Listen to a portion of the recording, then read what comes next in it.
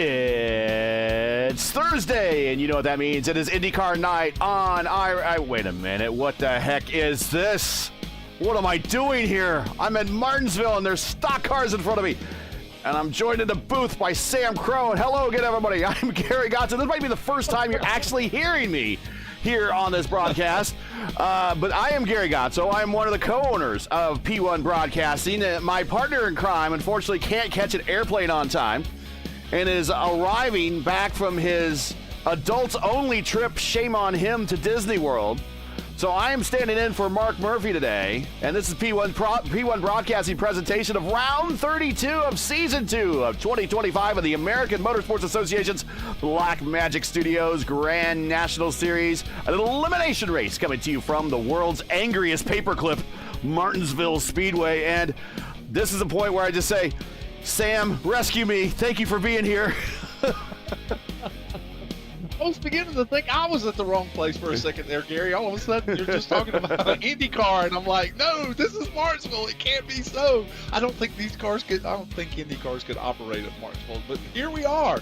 Martinsville, it is the last race of the regular season, the last race of this segment of the playoffs. This is the last chance for some of these playoff drivers to get into the championship race at Phoenix next week. It is going to be epic, and now the lights are on. We're going to be nighttime racing here at Martinsville, and I'm excited to see what's going to unfold. We're getting ready to take the green flag in just a few moments, Gary, and I for one, I just want to say I miss Mark, and I hate that he can't make it.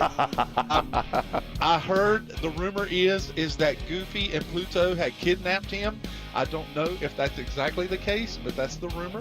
And so, but I am absolutely honored to be in the booth with you. You do stellar work in the IndyCar series with P1 Broadcasting, and just to have you here is an honor. So thank you for jumping in. Yeah, I told you, my last NASCAR race I did, after that, the league fired me. So that is how not of a NASCAR guy I am. And I said, has open wheelers ever raced at Martinsville? Do modifieds count as open wheelers? Well, they do race here, and they put on a show when they do come. The open wheel modifieds, the Whelen Modified Tour, and others that run with the open wheel, they do a fantastic job at this racetrack. Years ago, back in the 80s, there was an event they would do every year at Martinsville called the Cardinal 500, and the Cardinal 500 was 3 races in a weekend, and they would do a 100-lap late model race, a 200-lap open wheel modified race, and then the Busch. At that time, it was the Busch Grand National Series. It would be the penultimate moment where the Busch Grand National cars would come in and run 200 laps as well. It was a fantastic weekend to go to. There was so much racing and so much excitement. Martinsville, the oldest racetrack in on the current circuit for NASCAR. It has been around since 1947. It is a great place to go and watch a race. Some people think that they may be going slow and it might be a little boring, but the truth of the matter is there's a lot of beating and banging and a lot of drivers that are trying to make their way up through the field. All right, keep talking. Here's tonight's starting lineup from Martinsville for the elimination race, the penultimate race before the Championship 4 go on to improper Phoenix Raceway. Go right ahead, Sam. You're going to rescue me on the starting lineup, but we have a lap and a half to do it. Well, there's a lot of cars here, and the usual suspects are up front. Greg Evans has won the pole tonight as he sits on the inside of the front row, and no stranger to the front row in fast speed is Ryan O'Donoghue. And so we're getting ready to come and take the green flag in a lap, and we're seeing Justin Osterman in the 3rd position, Kendall Paul in the 4th, Colby Pierce starting in the 5th spot. Looking at who's on the outside of him, James Hodgson, the battling Brit in 6th, Joshua Siegfried in 7th, Troy Carricker, Dylan Godinez, Lewis Hayes topping out the top 10, Keith Graham, David Dunwoody, Randy Dunlap, Eric Corder, Sean Merriman, Donald Green, and Sean Roberts, and rounding out the field, a face that we haven't seen in a few weeks, Brian Sharp will bring in the rear here. But we're getting ready to go with Green as the pace car comes on the inside. Greg Evans is going to be leading them down out of turn 4. Hold on, buckle up those belts really tight. We're racing at Martinsville.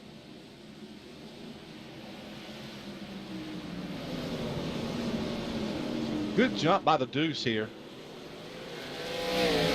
Greg is no stranger to this track, as many of these NASCAR drivers are, and so now they're going to be battling it out. Martinsville presents its own sets of challenges. A lot of drivers will get down to the bottom as quickly as they can, and drivers will try to settle in at this racetrack so that they don't get... Oh, and now we've got a car around the 08 of Dylan Godinez. Yeah, we got a couple on the wall there. One of your playoff cars into the wall very early here into the run, as we are under caution.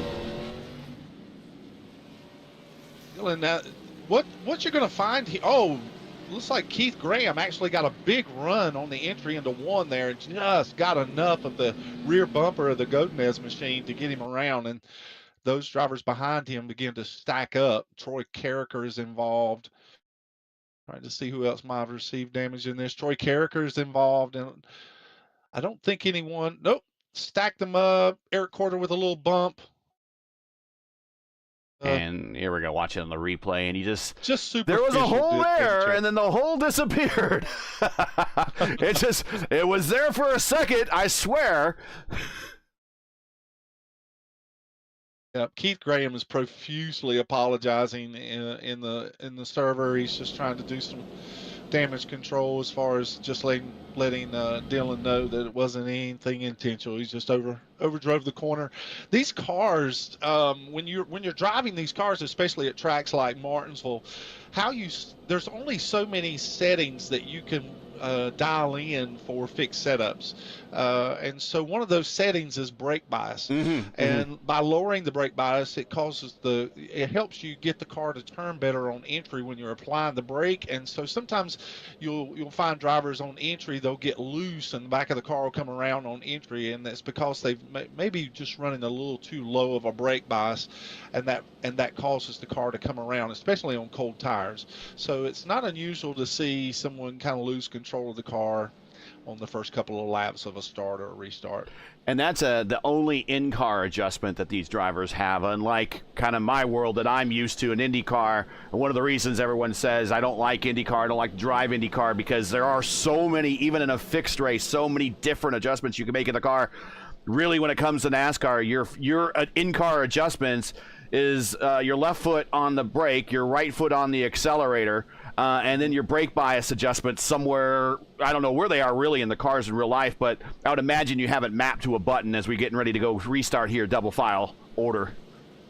Yeah, some drivers do map it to a button. Some still do it the old-fashioned way with their mouse. But it's moving that weight from the front of the car to the back of the car, and it is adjustable during the race. There are two other adjustments drivers can use, like steering offset and ratio, but once those are set before the race, you're kind of locked in with them. Exactly. Well, here's something I'm not used to. Double file restarts coming to green at lap 7. Getting ready to do this again of 250, and here we go. A lot of wheel spin on the outside line. That inside line making a lot of headway. Big jump by Greg Evans here, and he got a good start in the restart zone, and that's an advantage for the leader. And it caught Ryan O'Donohue off guard a little bit. It stacked up the outside. It's Evans, Osterman, O'Donohue, Pierce, and Hayes, your top 5 here now. Completing lap 8 side by side. A little bit back here, Merriman and Paul. Paul caught on the outside. And we're cautioned again. And that is Keith Graham. That's Keith Graham is involved. Also, Sean Roberts is involved here, the 13th. Oh, and that was a punt even before getting to the turn. Ouch.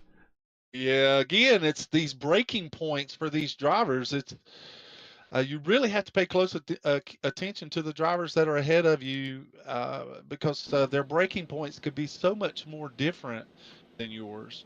Drivers pick different marks on the front and the back stretch.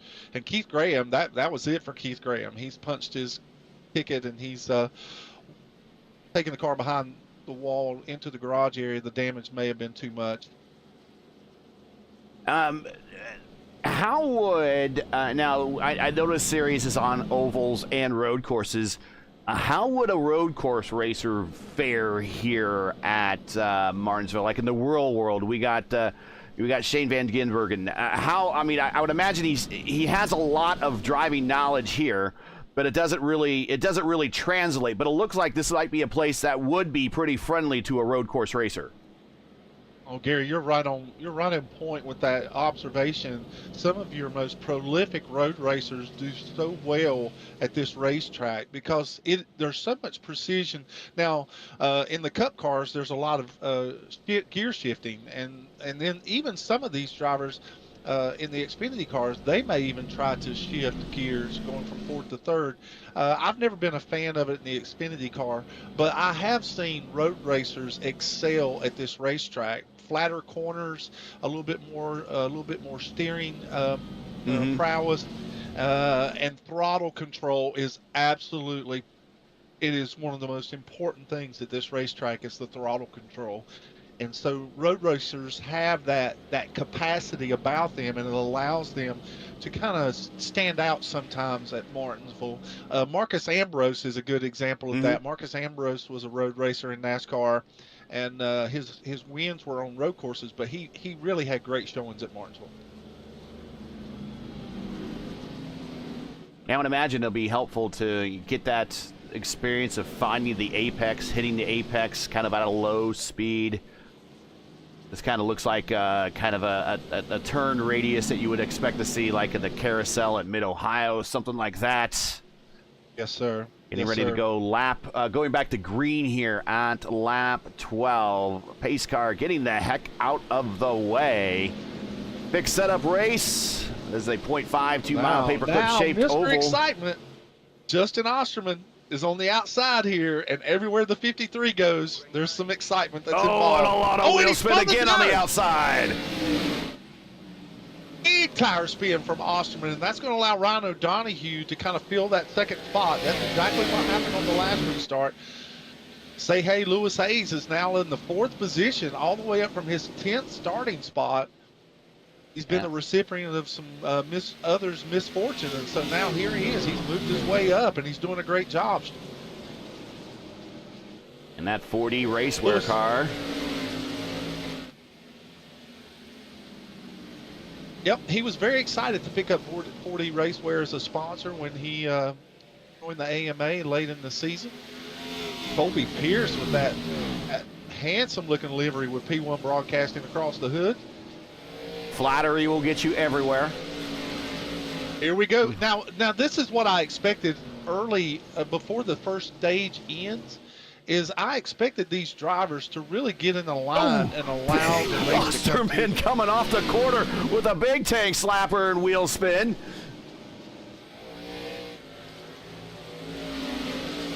Top two of them are breaking away though. Yeah.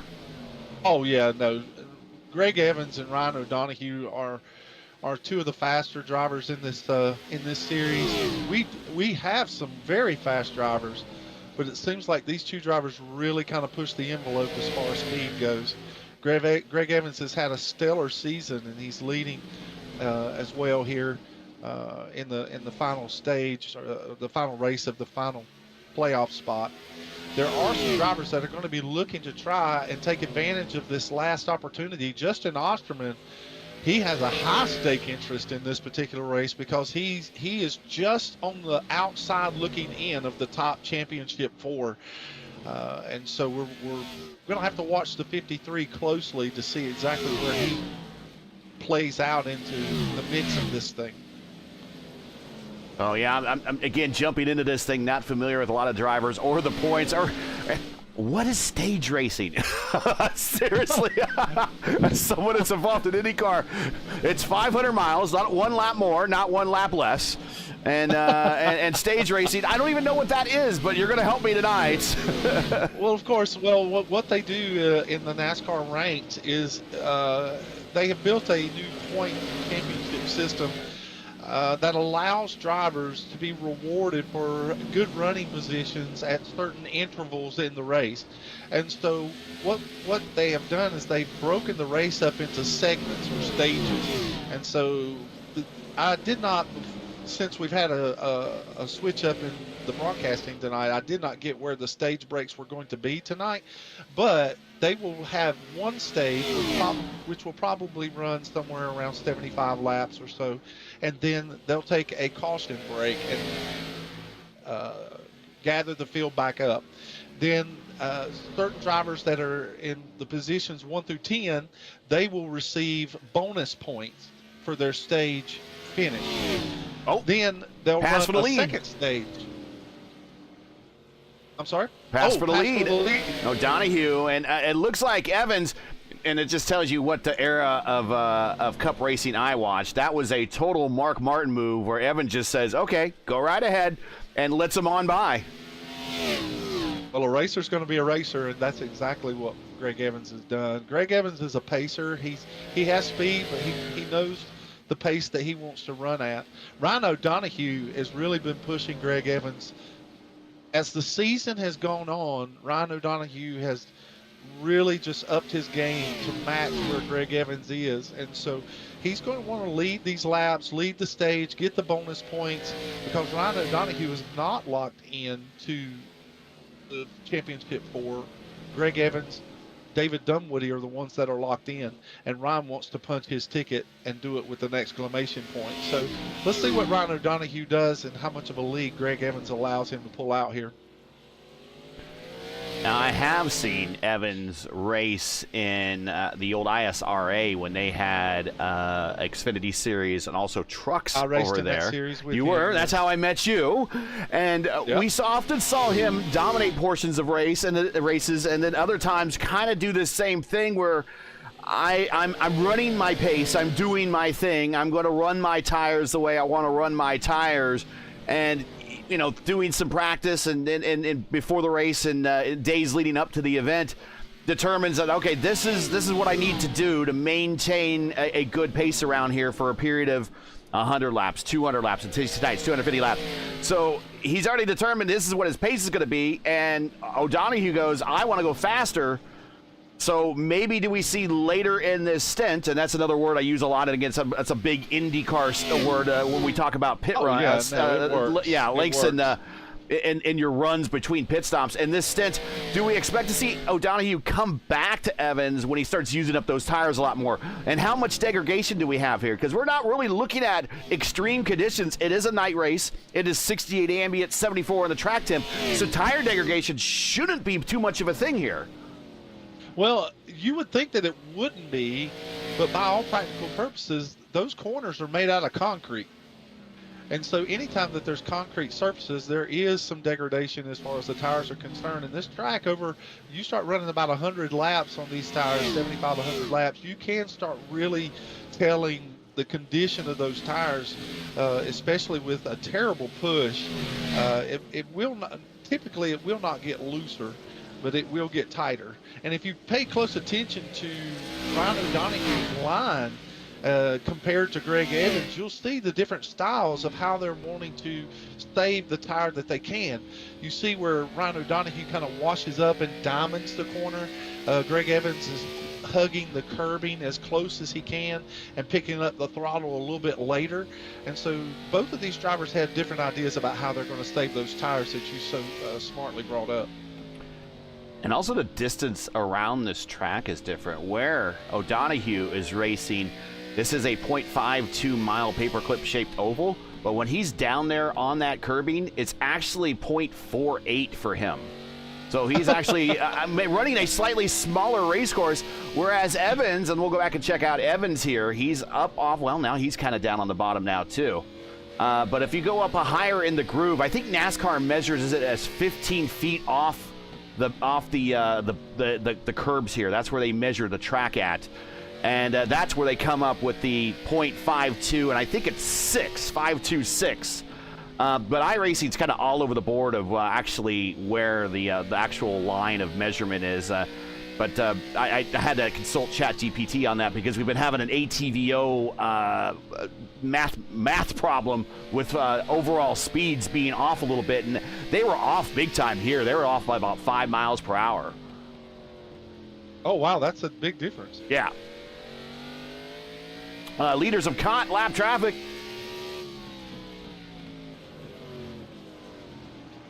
Joshua or Donald Green is now, he's going to lap down, and Joshua Stigfried will be the next driver that will be falling under the grasp of these two hot shoes that are leading this pack. And those two drivers have actually, they pulled away to a 5-second lead, Gary, which is pretty, that's pretty impressive for Martinsville, for two drivers to pull out to that big of a lead this early in the event. I mean, we're only 37. Oh, so much for that. Speedway. So much for that. I think it's Donald Green off in turns 3 and 4.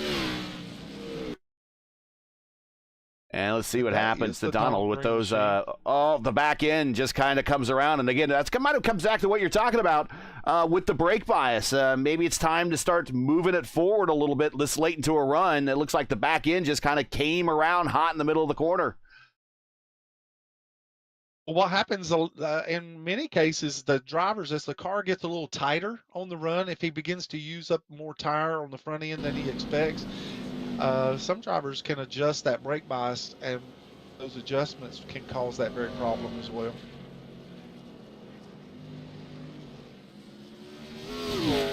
Now the question comes to me, when there's stage racing, Gary, what happens? And I've mentioned this to Mark. Mark and I have had a debate over this over the course of the season. But anytime that there's a stage break and these drivers are put into position that they can come in early and change tires, I often ask myself, what drivers are going to take that risk? What drivers are going to look into, okay, I think I'm going to try and change tires and make up some track position under green flag conditions or something of that nature. I'm always interested to see who's willing to roll the dice. Sean Merriman in our field tonight, he's running in the 13th spot right now, or 14th. Sean Merriman is an excellent example of drivers that want to take those chances. There's only a certain set amount of tires for the race, but usually there's one extra set that you can use somewhere. 250 laps, it may be too early for that tonight. So there are tire limits here, and what is the tire limits here again? I think it's 1 on the car and three in the pits. Okay, 1 on the car, 3 in the pits. So 4 sets. And it is a 35-mile-per-hour pit road speed limit. 35, yep, there it is, 35. No fast repairs. We're doing 250 laps, about 130 iRacing miles tonight. The last time we were here is Season 1 of 2024, round 33. Kyle Heath over David Dunwoody and George Rincon. I remember George from the old VRL. One of my more pleasant memories from that league. There we go. Ryan O'Donohue now up at the front with Greg Evans as we're getting ready to go restarting back racing here at lap 42. I don't think anyone came down pit road. Merriman came down pit road on lap 39. That might have been because of I might have got into a little bit of damage repair there, but that's the only car that opted to come to pit road. And the top 3 and a good restart have kind of broken away a little bit. And now we got a battle for the inside, yes. Osterman and Evans. I think the car on the pole position gets that restart advantage, and the car that's in third place usually gets a good jump because they're following that leader on his cue. It's a little harder for the second place car to get that launch at the exact same time because it's a guessing game for the second place car. And so Osterman he's got around the deuce of Greg Evans, and now he's going to see if he can keep pace with the 14 of Ryan O'Donohue. Kendall Paul is close behind him fourth, and Lewis Hayes has dropped back to 7th. Now he's at 9th as he's trying to find a place to fall in line here after running in the 4th position.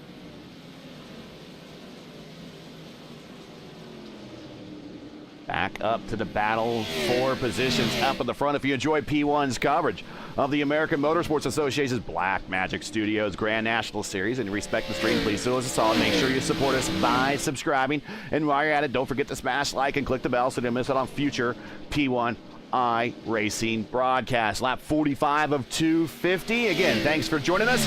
Murph, still somewhere in the air, somewhere between O'Hare and home in South Bend. I am filling in for him, the complete NASCAR noob, as we got Evans to the inside of Osterman into the far end of the racetrack. This will not be an easy pass for Greg Evans. Greg Evans, he'll have a fight on his hands. Osterman is not one that's willing to give up a position easily. And these two drivers have raced each other hard most of the season. And so here we are again with a perfect example of this. And Osterman is going to race him and make him earn this spot. But I believe in the long run, Greg Evans he's got the preferred position. And Osterman finally relinquishes that and falls in line behind him.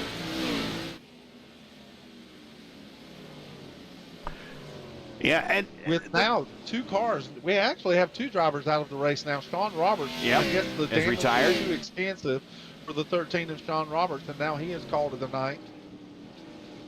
And Keith Graham is out, so Evans gets around Osterman, and Osterman was doing a pretty good job at pinching Evans down to the bottom. We're back to caution again. Turns 1 and 2 again. Sean Merriman just squeaks by the number 6 ST's machine. Wow, that was incredibly close. Same thing, kind of what we saw from Green before. And let's get a good look at, he nails the inside wall. Let's go ahead and get another look maybe at ground level here. And check out the brake rotors. I'm thinking maybe a little too much front brake with the way those rotors are lighting up. I'm seeing the front rotors very dark, very bright. The back not as much. You weren't kidding. So I'm thinking that there might be too much forward. Wow. Yeah, I think there's too much forward brake on that on the brake bias. Yeah, no question. And again, he could be just with a tighter condition with the tires. He's just trying to get the car to rotate. But with that much brake and the reaction of the car on entry, it's a good evaluation that the brake bias is just not set very well. Typically, when you're driving in these cars and you find, what a great shot, Gary, by the way. That drone shot is amazing at this racetrack. I love that. That is fantastic. Cameras provided by Whiplash SimCam, by the way. I'm sorry, I didn't mean to cut you off. No, I cut you off. No, cameras provided by Whiplash SimCams. Get the most out of your iRacing experience with the Whiplash SimCams. Check them out on X and Instagram. Links are all in the description. And this is one of their mini drone cams. But go ahead, continue what your thought on what you're getting ready to talk about in this race. Yeah, I was going to mention that when you have drivers, and Donald Green he's popped into the chat. Donald Green says that that our call was dead on, that he just can't get a brake adjustment that he's comfortable with, and he's going to take the car back behind the wall. He doesn't want to cause any problems or get in anybody's way or end anyone's night. So Donald, you've had a faithful season this year, man, and we really appreciate your faithfulness to the AMA. Tough night tonight. And we look forward to maybe seeing you at the Archway Industrial Coatings truck race tomorrow night. Maybe you'll have a better night tomorrow night. Getting ready to go great. I don't blame him at all. The couple of races that I've been here, and they've been mainly truck races, I started in the back. It kept everything in front of me. And the next thing I knew it, I'm like up where Kendall Paul is. I'm like, what am I doing up here? All I'm doing is just staying in the back and trying to avoid everybody. And I would purposely fall back to the pack again. And then halfway through the race, I'm back up where Kendall Paul is again. And I'm like, how am I doing this? Because everyone's wrecking around me. And eventually I get taken out one of those wrecks. And then you ask yourself, why do you race here? The adrenaline. The adrenaline. I think the adrenaline is far higher here at Martinsville than it is even at Daytona, and so much happens so fast at Daytona. We just left one of the fastest racetracks on the circuit last week at Daytona, and now here we are at the paperclip. But when you think about how hard it is to make passes here, track position being so very important, and then the fact that you have different drivers making different strategies, and how one person's mistake can involve so many different cars. There's a lot of factors that are involved with this particular racetrack. Bristol has its high banking. Martinsville has its flat rotating turns, and those short tracks like that really do challenge you as far as your Challenge. prowess is concerned. I think you're confusing frustration with excitement or adrenaline. You say tomato, I say tomato. Right. Top three are starting to pull away a little bit. They're putting some space between themselves and Kendall Paul in fourth, and we are caution again. And it's Randy Dunlap coming off of corner number 4, and he finds himself against the inside wall at the start-finish line. And see what happened here. Just hard on the power out of the corner and right into the inside wall. And that's kind of an unforced error, and he's probably thinking to himself, why did I do that?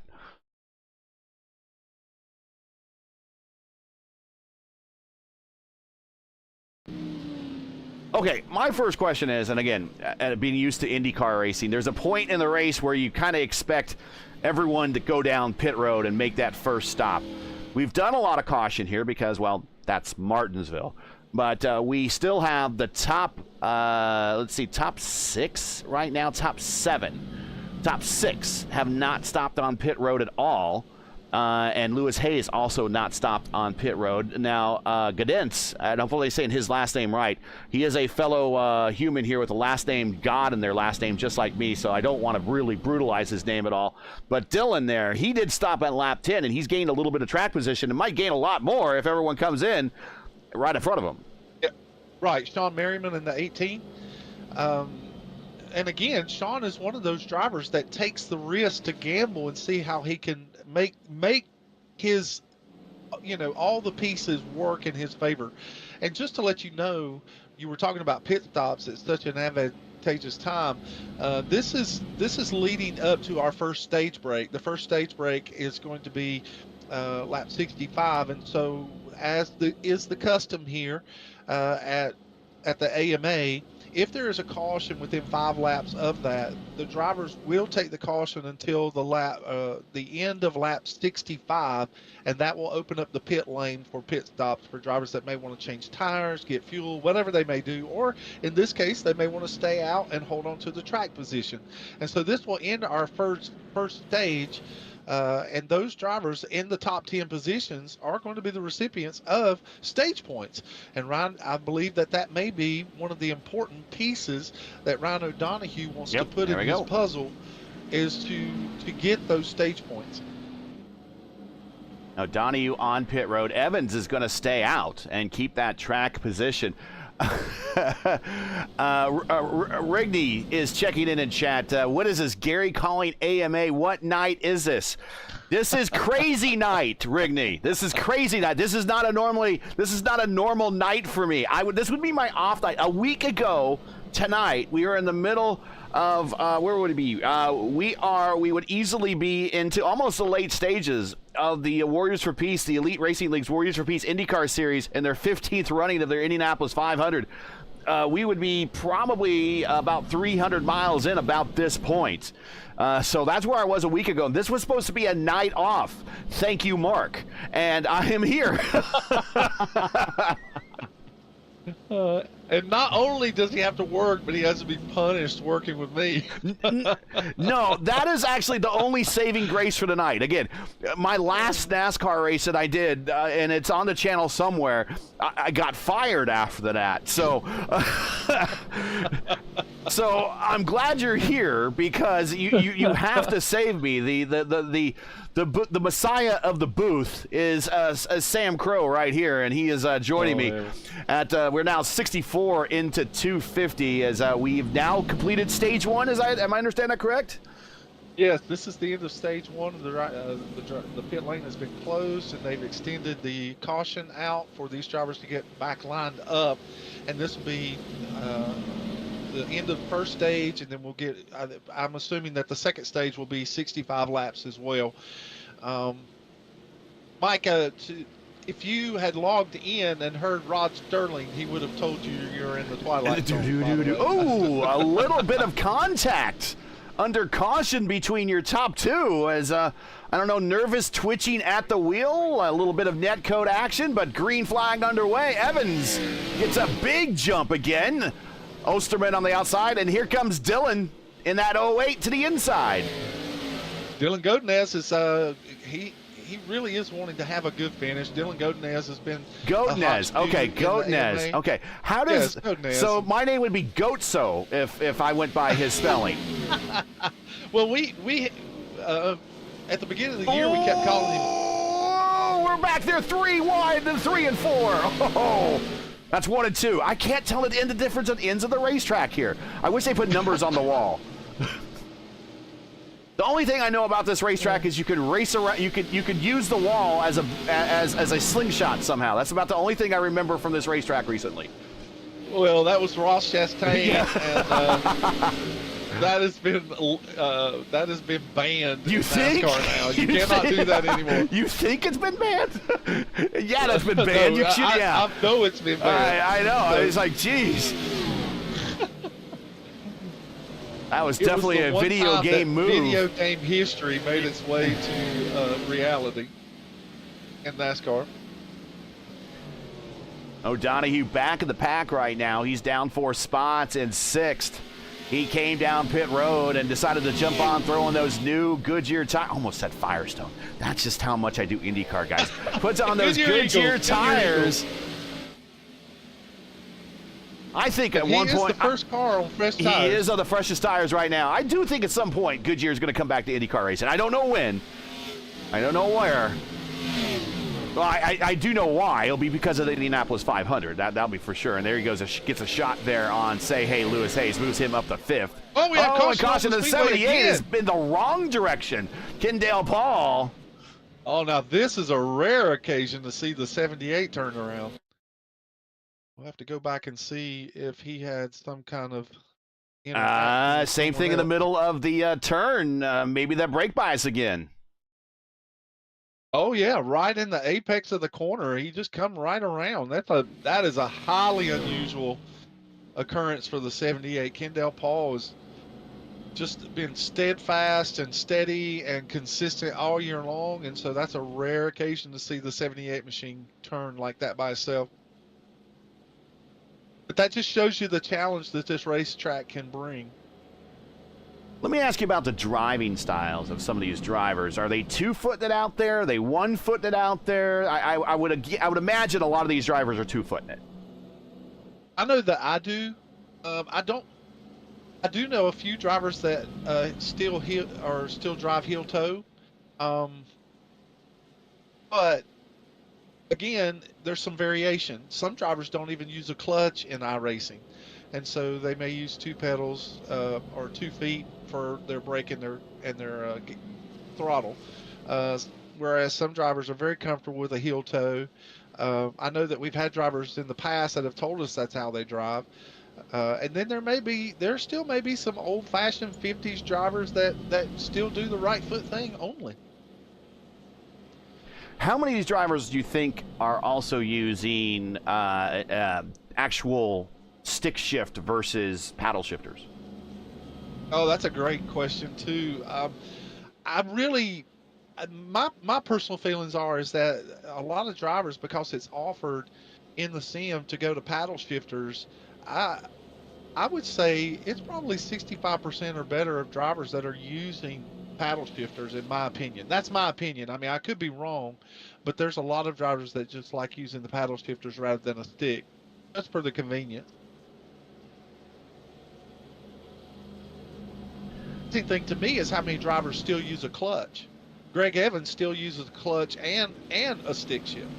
Oh wow, old school. But Greg Evans he has a long history with NASCAR. He and his father was a flagman for the Whelen Modified Tour. Greg Evans followed in his his father's footsteps. He was a flagman for the Modified Tour. And then not only that, but Greg actually took over for NASCAR's race control of the Whelen Modified Series for a couple of years. I did not know that at all. He did not share any of that information with me when I was given a hard time about not wanting to try IndyCar. Okay, that explains an awful lot. He just said, big wheel spin in the mid-pack as Lewis Hayes almost in the back, and we are just spreading out in the back of the pack. That outside line is getting a really lot of wheel spin on these restarts. 3 wide. Siegfried trying to stay out of everyone's way. Carricker, is there as well. Quarter. They're just all trying to get back in line. Okay, so now I understand it. Greg is just, he didn't want to go against the home team. I get it. All you need to do is tell me that, Greg. I thought he just couldn't drive an Indy car. I'm like, oh, okay, you could drive a stock car, but can you drive an Indy car? I just thought he couldn't drive an Indy car. Well, in all sincerity, Greg has the personality of a person that whatever he puts his hand to, whatever he does, he wants to excel at. I think that if he really put a lot of time and effort into wanting to drive the Indy car, I believe that he would pick it up quite quickly. But there are personal preferences. And now Ryan O'Donoghue looking 3 wide as these two are fighting in front of him. This is getting interesting here. O'Donoghue's got the fresh tires, and he's ready to go. Yeah, he's ready to go, and he just can't find an opening right now. And the difference between finding an opening and making your own opening is very, very narrow right here. Well, not with these two drivers ahead of him. You will not find two hard-nosed drivers quite like Dylan Godinez and Justin Osterman. Osterman's called Mr. 3 wide going into the corner. He sends it down low. And we're going to bang off one another. What a bold move by the 14, and now the 53 goes around. 53 goes around, and Darrell Waltrip is a liar because 8 tires were not better than 12 on that one. Good heavens, what a bold move that was.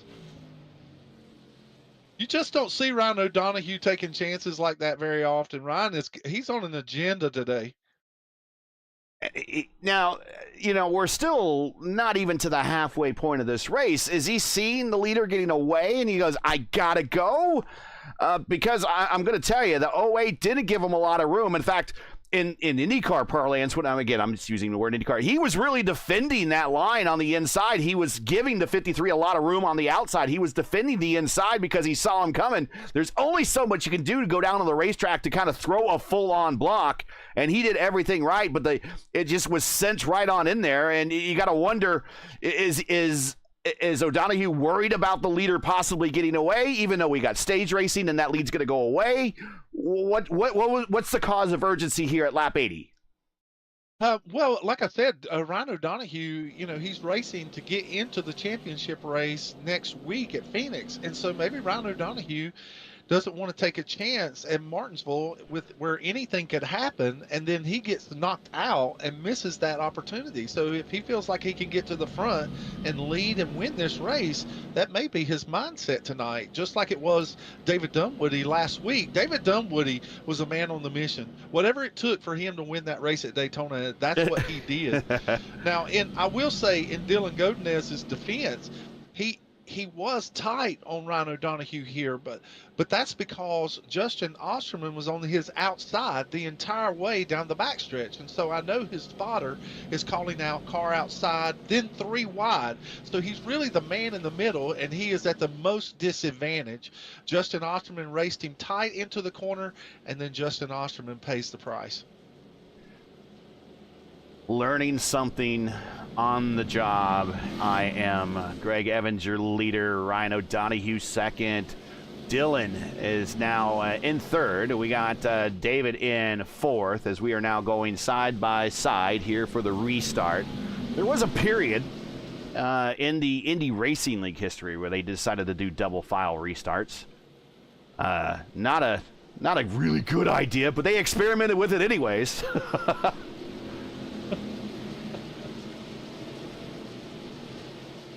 Now we're getting ready to go back to green here, and now Justin Osterman, did he pit? Did Justin? I don't think that he did. Osterman did not. Big jump by the deuce here. Yeah, did not. And Osterman still has not pitted at all. He's on the original set of tires he started this race with. Same with, Lewis Hayes, and same with Evans. And the thing with Evans, yes, is clean racetrack that valuable around here where he's able on that old of a tires to get good restarts and pull away like that? Aero is not a factor at this racetrack. It is about handling. It is about throttle control, braking points.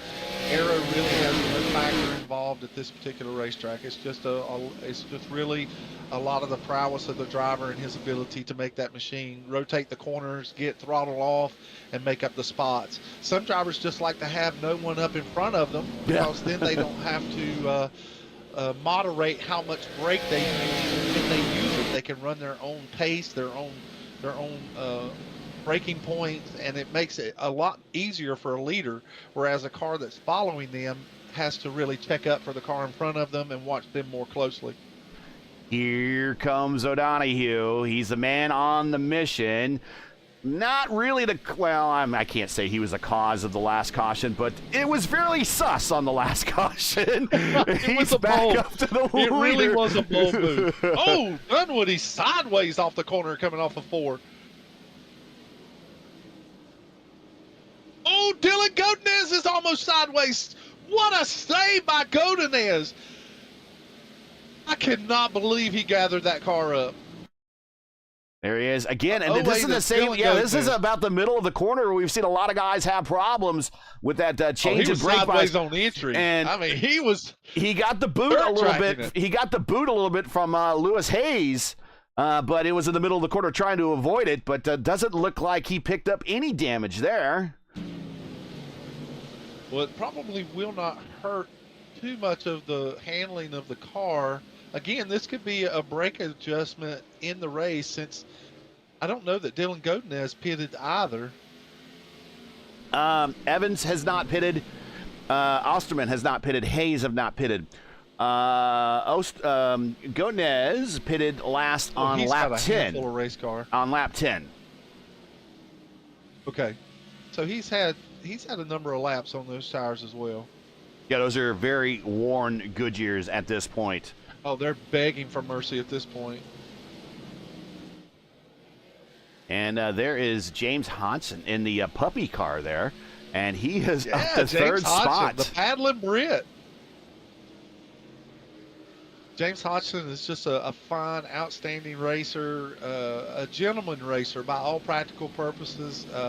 He really is. If I was to run a league, or if I had a team partner, if I had someone that I had the opportunity and the privilege of being on a race team with, James Hodgson would be one of those drivers at the top of the list. He really is a gentleman when it comes to this hobby, and he's talented too. He's really good, and so we call his paint schemes are always unique, not just by the colorfulness that they have, but also by that forward-facing 88 on top of the car. The numbers are turned sideways, and so we've always found that to be a great trait to point out the James Hodgson machine when he's on the racetrack.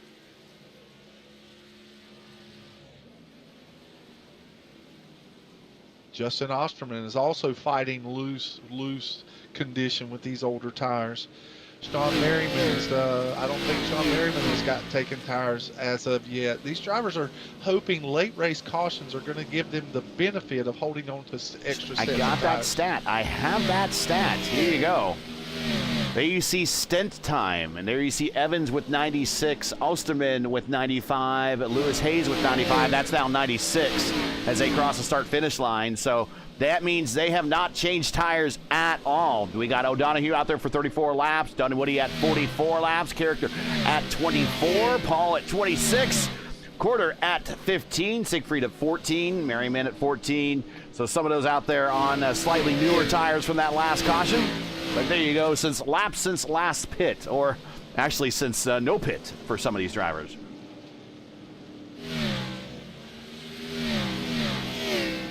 Well, now, Ricky, you can't come back from dinner and not bring cookies to everyone. I see what you're saying in the chat, but you got to bring cookies. You got to bring mom's cookies. And you're right, Donald Green. This is a race that there are playoff implications that are involved, and some of these drivers are trying whatever it takes to put themselves in a position to punch their ticket next week at Phoenix for the Championship 4. Justin Osterman is outside looking in. He's in the 5th position in the points, and so he really has a big stake in this.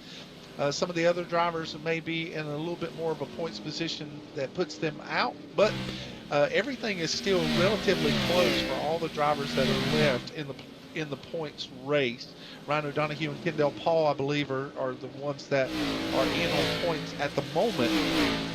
But Justin Osterman he and James Hodgson, they both have high interest in this race as it unfolds tonight.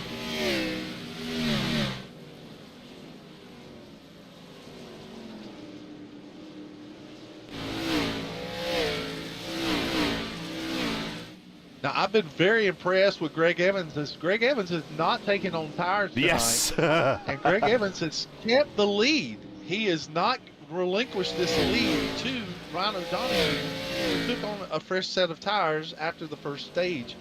I do have a question mark that arises to me, is that did Ryan O'Donoghue in that little Donnybrook entry in the 3 where they were banging doors together, did Ryan O'Donoghue push the car a little too soon and get damage from that contact? That's what I'm saying. So yeah, that's what we're going back to that lap 80 incident, or lap 81 incident, where I asked, was he pushing a little too early, too hard, too early? And you're like, well, he's in the playoffs and he sees the lead in front of him, and and I'm thinking, yeah, but still, you have more than half the race to go, and is the damage worth it? And maybe he does have damage, and as the leaders are now with lap traffic. One of the things, and you can see it more on the stock cars, when I do kind of my IndyCar coverage, a lot of the damage that we see on the IndyCar side of things is unseen. Is there any unseen damage that he possibly has that we just don't know about from some of that earlier contact that would be impacting maybe his pace? Or maybe he backed it down? Well, and that's another good question. There is, now you can see damage that's to the fenders, to the side, to the doors of the cars. You can see damage that are to the fenders, to the spoiler, to the front splitter. You can see damage that occurs to the bodywork. But one of the places you do not see damage is that you can get wheel damage, and you cannot see that wheel damage on the car. And so banging doors like that, the damage model may have given him a little bit of wheel damage, and that may be playing a factor for Ryan O'Donoghue. But it's really hard to tell, considering that you cannot see if he has damage or not on that particular part of the car.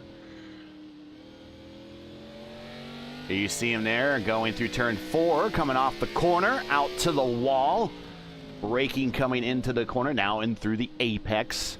Staying in 4th gear the entire time, and you said on these Xfinity cars, they don't change gear, but in the Cup cars, which we don't see here in the AMA, the Cup cars actually will change gears here. That's correct. Now, I have seen drivers that take a chance, especially if they're trying to turn fast laps. They will change gears in these Xfinity cars. I am not a fan. I cannot do it myself. It does not benefit me at all. And I think that it wears the tires down quicker if you try to change gears. But in this particular case, a lot of these drivers will not be changing from 4th gear tonight in the run. Now Ryan O'Donoghue seems to be kind of closing the gap on the deuce, and Eric Corder is now the next car on the hit parade as far as cars that are in jeopardy of going a lap down. 5 seconds out ahead. Joshua Siegfried will be the lucky dog recipient if the caution comes out before they get to Eric Corder, but their pace is so much faster than the 77 right now.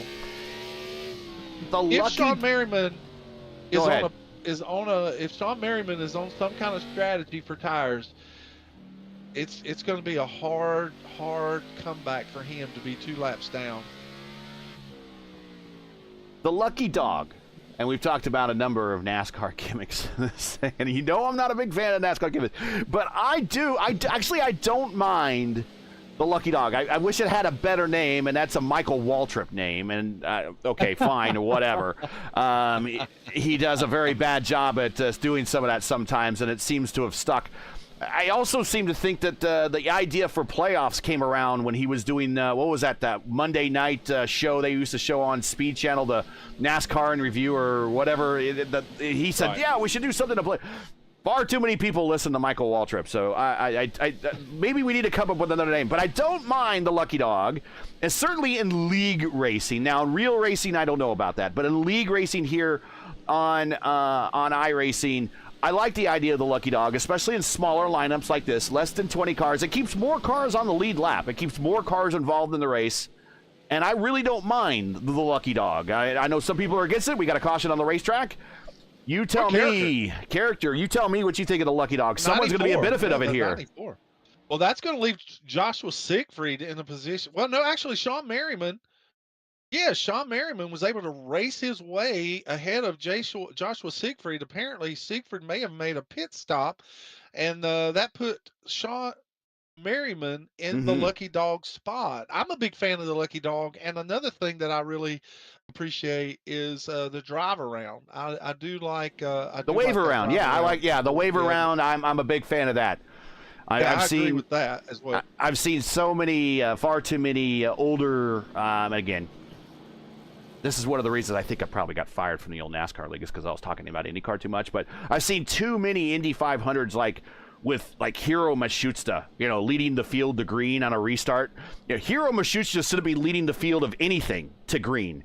And what you want is you want those slower cars out of the way, and the leader that's actually earned the right to be the leader and to take that green flag on the restart should be the one that takes that restart. And I am a big fan of the wave around, getting that slower traffic out of the way, sending them to the back, and giving the leader the right to restart the race as he should.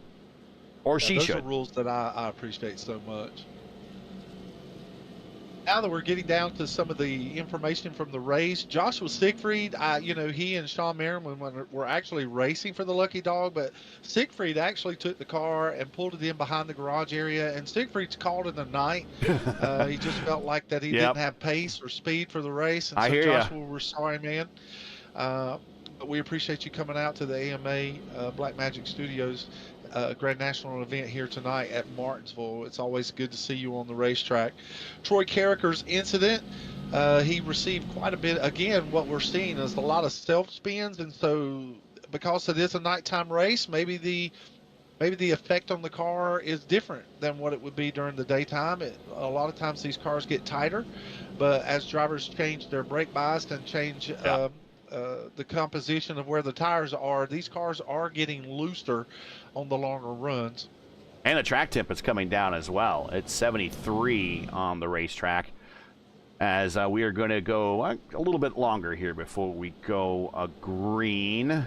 Again, if you're just... Go right ahead.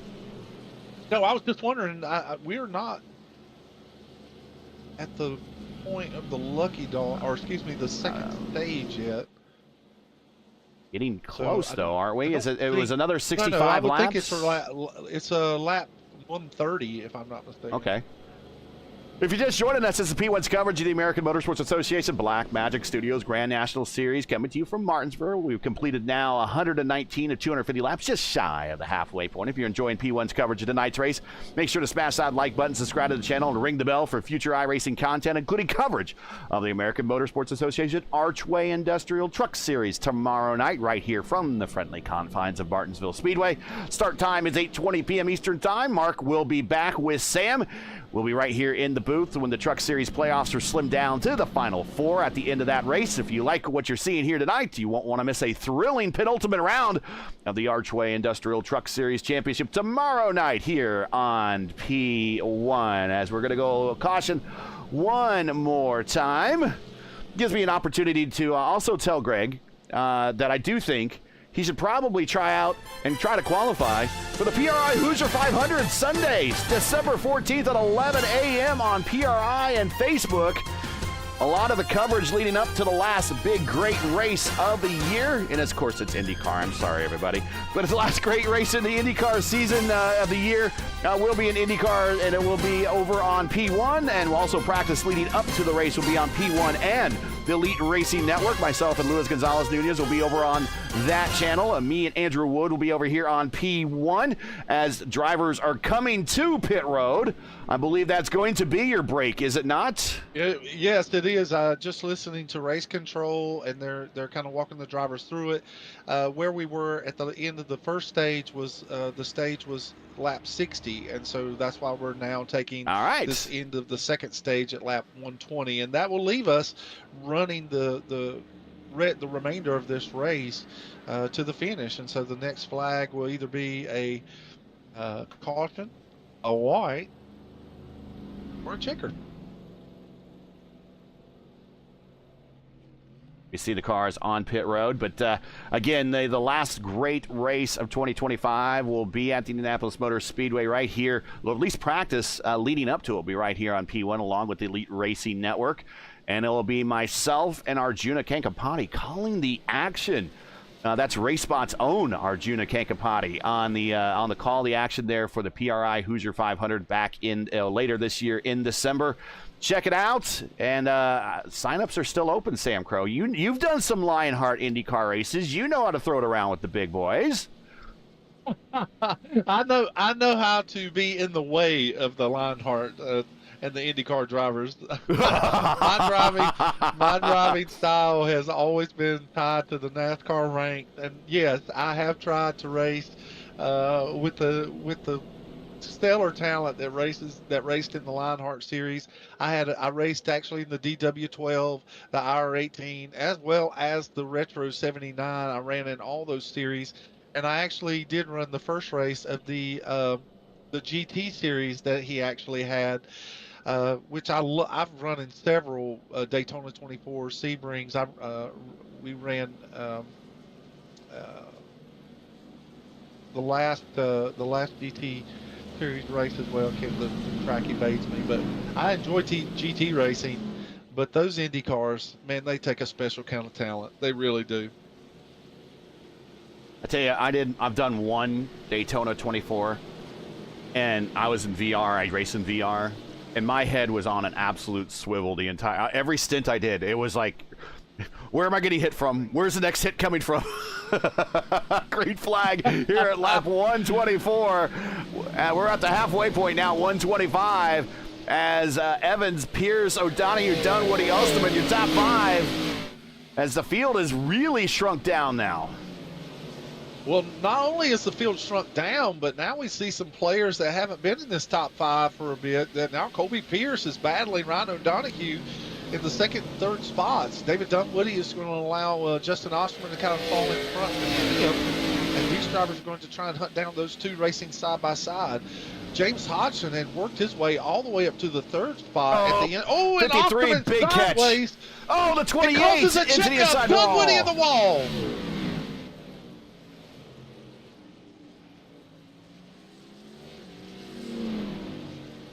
That's going to be really interesting for David Dunwoody. Not sure. I think he got a little help. No, I don't know. Well, they started stacking up. Yeah. From Osterman's. It was definitely a cause sideways. and effect here. Definitely a cause and effect. Yeah. I don't know if Dunwoody expected Osterman to come back across the racetrack, and then that allowed James Hodgson just to catch the right rear of the 28 machine. And my concern is that Dunwoody hits the nose of the car on the inside wall, and the damage model in these things have gotten so sensitive over the last 6 to 8 months. It makes me curious about motor damage more than the body damage is not going to play as big a part as motor damage might.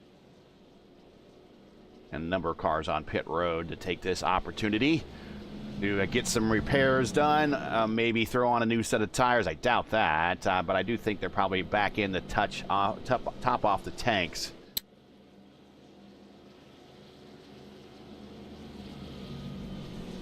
I don't think we're going to see a fuel mileage race tonight, folks.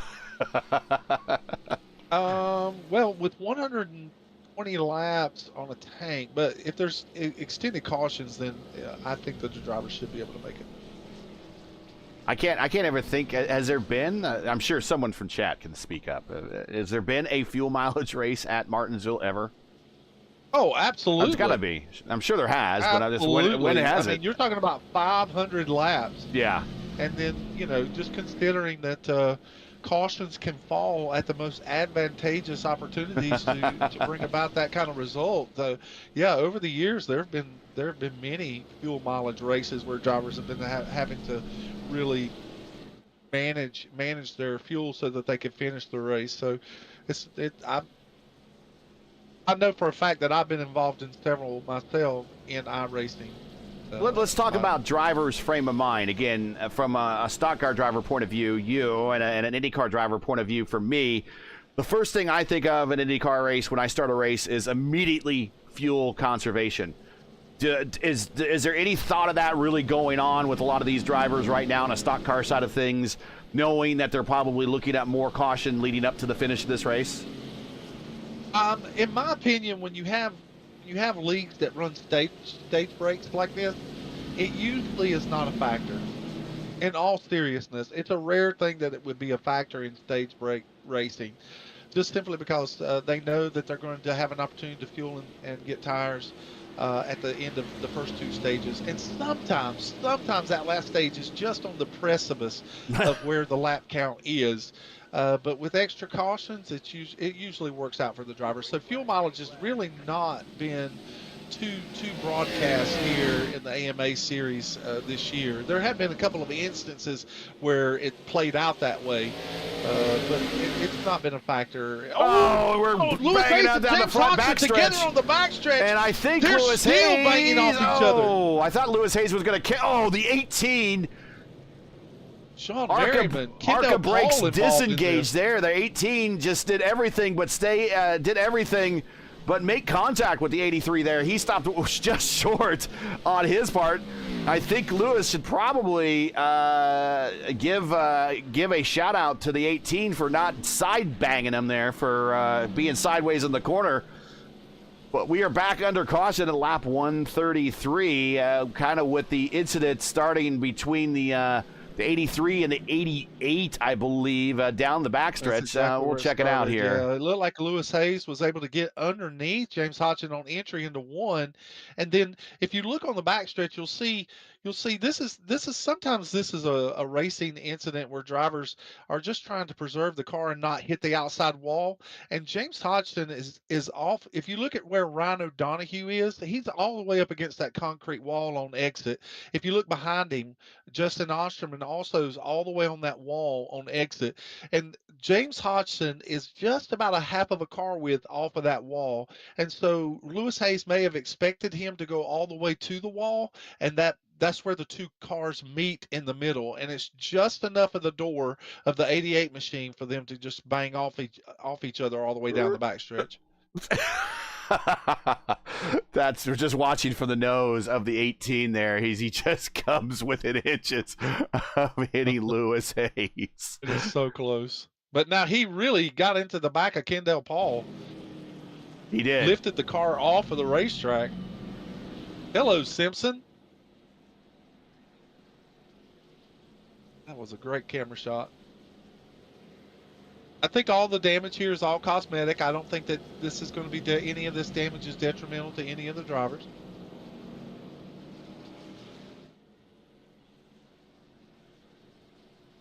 But now we have really got some beat up race cars out on the racetrack. Everybody but Evans, I think. Evans is looking pretty good. Now, we don't know about the unseen damage of O'Donoghue, but everyone out there is showing a little bit of wear and tear that nothing but maybe a little bit of beat and banging and some helicopter tape can't fix. Yeah, I don't know that there's a car on the racetrack. I don't think that we've called Eric Quarters' number, so I don't know that Eric Quarters' machine has any damage on it. But for the most part, every driver on the racetrack has had some kind of. Now you just jinxed the guy. Just. Well, if you believe in that kind of stuff. I do. I've been told a number of times to shut up calling out names and numbers, but right now it's a 2 and 14 at the front with the 42 all over the back end of the 14, and Osterman right there with him side by side.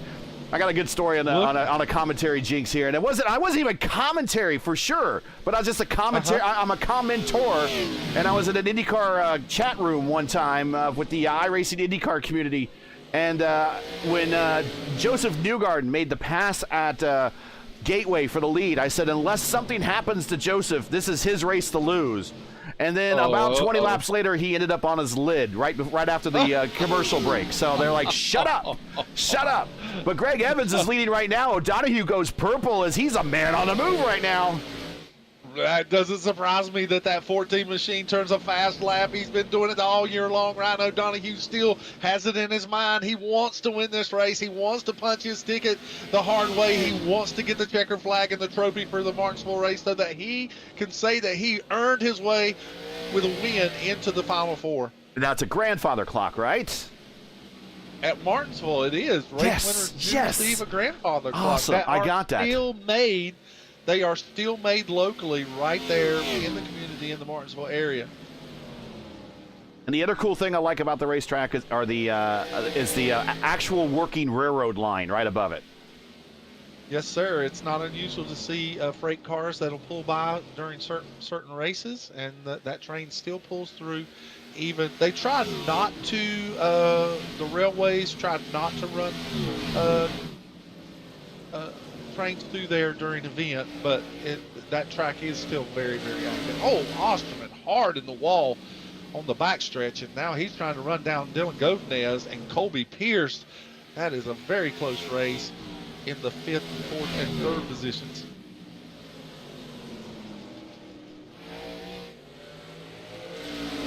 Biggest gainer of the race right now, Merriman up 7 spots. We still have 12 cars still running. And of those 12, 10 are on the lead lap at lap 143 of 250. Coming up to about 100 to go here relatively quickly. Greg Evans out front as O'Donoghue giving that turn 2 exit wall just a little bit of a kiss. And you mentioned Sean Merriman, and Sean Merriman just a few short moments ago, Sean Merriman was 2 laps down. 2 laps down. That's what I like about the Lucky Dog and league racing. Lap. Yeah, that's what I like about the Lucky Dog and league sir. racing. It gets guys back up into the battle. Oh, and Gotenez. Caution on the Speedway. Gotenez in 3 and 4. And he might have had help. Oh, yes, he did. He had help. A little bit of a chrome bumper there, or chrome horn. Oh, that's heavy contact with Osterman there. He really punched that. Punterino. That was heavy contact there. Again, missing a braking point, and Osterman gets into the left rear of the 08 machine. I told you, those 2 drivers, they are as tough a customers as you'll find in this league. Those 2 drivers, they're not dirty drivers, but they are hard chargers. They really are hard chargers. Now, are we talking like memories like an elephant we never forget? Those going to be returned later in the race? I've seen the old meme of just saying, oh, that's short track racing. But if he gets an opportunity, is that going to be a receipt cashed in here sometime later tonight? Well, that is always the driver's prerogative. And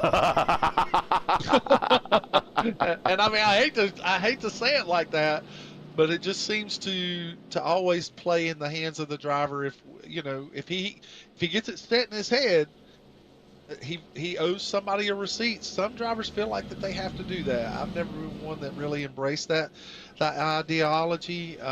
I did do it one time, and I just felt so regretful. I just honestly, it hurt my spirit to think that I had to reduce myself. It's because you, sir, are too nice of a guy. That's why. Well, I want to earn it. If I'm going to pass somebody, I want to earn it. I want to be able to make that pass, and I want to make it cleanly, and I want him to know that I was stronger than he was, and that I didn't have to use a tactic like that to make my point. I get it. Sometimes you never know the initiative of the driver. Some drivers, they may make that contact on purpose. Other drivers may not. But you really cannot measure intent. The last time I had this conversation with someone, I told them, I said, mind reading is not one of my fortes, and it remains that way, and it will always be that way. Look, if I was a mind reader, I'd be a better husband. But now I will say this: Dylan Godinez and Justin Osterman, they are competitors. So anything is possible with these drivers, because he's not that far behind them. Both of them, they both are playoff contenders as we're getting ready to go back. Green flag racing. Greg Evans, big jump this time. Big wheel spin for Osterman. It's 42 actually had the wheel spin. That's hey guys, you gotta also forgive me on this. I'm learning names and liveries for the first time. You guys have had all season to do this. You've had 30-something rounds of the same liveries week after week. Here I am putting at the end of the season to learn these 17 drivers and paint jobs really quickly. Well, I think you're doing a great job, Gary. We're just glad to have you here in the booth. And stepping up, and I know you said earlier that Mark Murphy will be back with me next week for the tomorrow for the championship run. But that again, I'm still waiting on a ransom letter from Goofy or from Pluto. No, knowing Mark, and actually as someone that's hung out with Mark for real life, Goofy and Pluto and Mickey and Minnie, they'll be like, take him, please. Mark would be the guy to visit the zoo to see the animals, and they would keep him. He would be the 8th dwarf, actually. He would be part of that group right there. Marky. They'll just name him Marky. Now, here we got a battle back for 3rd and 4th between Osterman and Pierce. There is a little bit of NASCAR and Disney crossover. Of course, the old Walt Disney World Speedway no longer there, but had some NASCAR. It's a pond now. Yeah, it's actually a pond. It's the Disney the Mickey ear shaped pond that they used to dig out it's Osterman sliding through the corners again. That's where they dug up the dirt to add the banking to the corners of the racetrack. Right.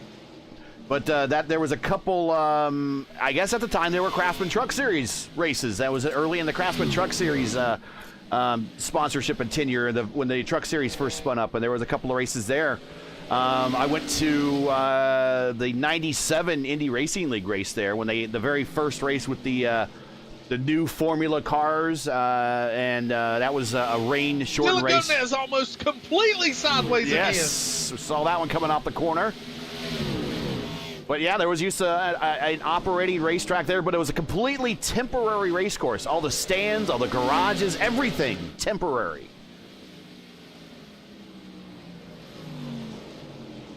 Ooh, net code, big time. 08 bounces off him, yeah. No question. Dylan Godinez is he has a handful of race car at this point. Maybe the damage has affected some of what he's dealing with here from the incident that he had earlier with Justin Osterman. You have the pit stop and tire strategies available to you, so I don't know exactly how many laps he has on that set of tires. Yeah, I can bring that up right now.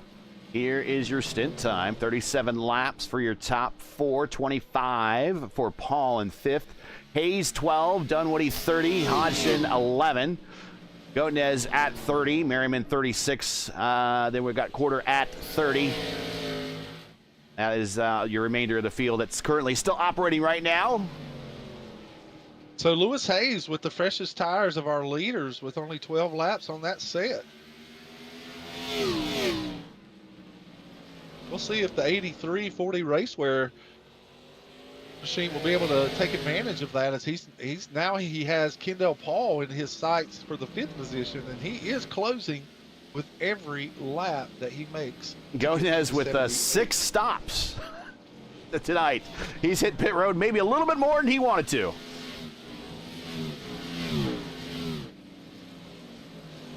Still a lot of good racing going on here.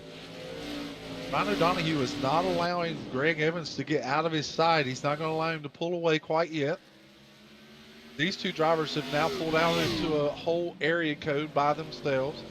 Martinsville Speedway is right on the North Carolina-Virginia state line. It is exceptionally close. And so these two front runners have driven themselves all the way into North Carolina away from Virginia.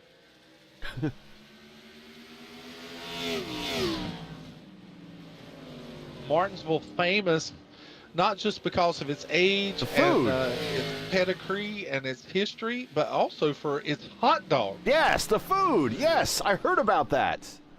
Yeah, they are very famous for their hot dogs, and those hot dogs, of course, are supplied by Valleydale Foods, and so they are you can get them at all the concession stands there at Martinsville. And they're sold with mustard, chili, coleslaw, and onions as the toppings. Some people would argue they call that Carolina style because that's how they like to eat their hamburgers as well, with those same ingredients. But well, if they added celery salt, I guess it would be pretty close to Chicago style. Yeah, well, I said Valleydale Foods, but Valleydale Foods was actually it was a brief period that they supplied. Okay. It was actually Jesse Jones. Jesse Jones is the brand now that I'm thinking about it. And they're extremely red. The skin on those hot dogs is really, really red. Dylan Godinez, that loose machine now. He's going into the pit lane. Yeah, he said, I've had enough. And he's going to make this maybe his final stop, but he's decided that maybe it's time to hit down pit road and go for those tires. And so something, again, I'm not very used to is going up on one set of jacks, hitting 5 lug nuts, going to the other side, hitting 5 lug nuts, and then putting in 2 tanks of gas. Right side and left side.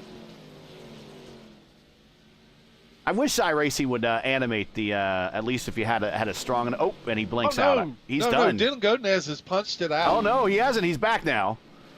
Oh, so. Oh, I mean he's back. He's disconnected. Okay. Yeah, he is disconnected.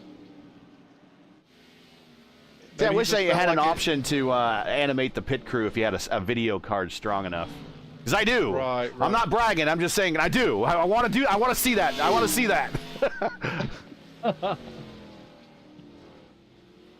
Wow, that's surprising. Dylan Godinez is usually one that he'll stick around and finish the races, but maybe he had just reached his limit of patience tonight. Tough break tonight for you, Dylan. We were eager to see where it would all lead.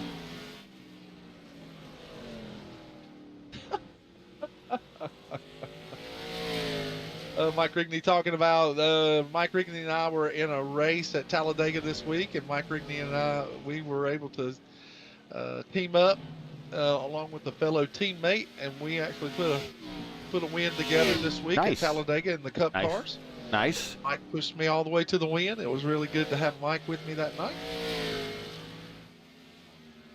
I have career best 4th place finishes in a Daytona 500, and my lone fixed Indy 500 was a 4th place finish, but it wasn't the fixed. I still need to do a fixed Daytona 500 and see how I would do. I did a league race and I made it up to 4th spot by hanging out in the back all race long. Sure. Which would probably be what I would do. Yeah. Just to see if anything good could come my way. Now we were talking about Say Hey Lewis Hayes earlier. Yeah, let's get the camera on him. He's in the 5th spot. Say Hey Lewis Hayes, with the freshest tires of any car on the racetrack, he was able to run down the 78 of Kendall Paul, and now he's made this pass. And slowly and methodically, he is pulling away from Kendall Paul, and he has now put the 42 of Colby Pierce in his sights for 4th place.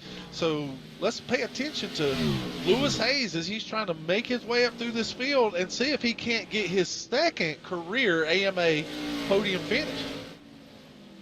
He had a strong fixed Indy 500 that last May in his first one. I think he got a top 5, he said, so he was very proud of himself. I think he finished 3rd, if I'm not mistaken. That's a wonderful, elated. Wonderful first time. He was elated. And this year has been a really proving ground for Lewis Say Hey. He really has kind of spread out his resume of what he's driving. He's been racing in the Onyx Series, Retro 79 Series. He's raced in the Indy cars. He's really just broadening his resume, so to speak. The IR18 and the DW12s, the free one that you could get now with the service. So yeah, he's of course teammates on that 4D Racewear with Richie Hearn, who finished 3rd place in the real Indy 500. Actually has a real IndyCar win under his belt back in '96 at Las Vegas. So he's got some real-world knowledge to pull from, but 4D Racewear, make sure to check out their line of made-for-sim racing gloves, shoes, and apparel. Visit them today at 4dracewear.com. Big supporter of this channel. Good to see them on the car, and that red and white old-school paint there looks pretty darn good with 4D on the side. And right now, Say Hey Lewis Hayes up to P5 at the moment, up 5 spots from where he started this race.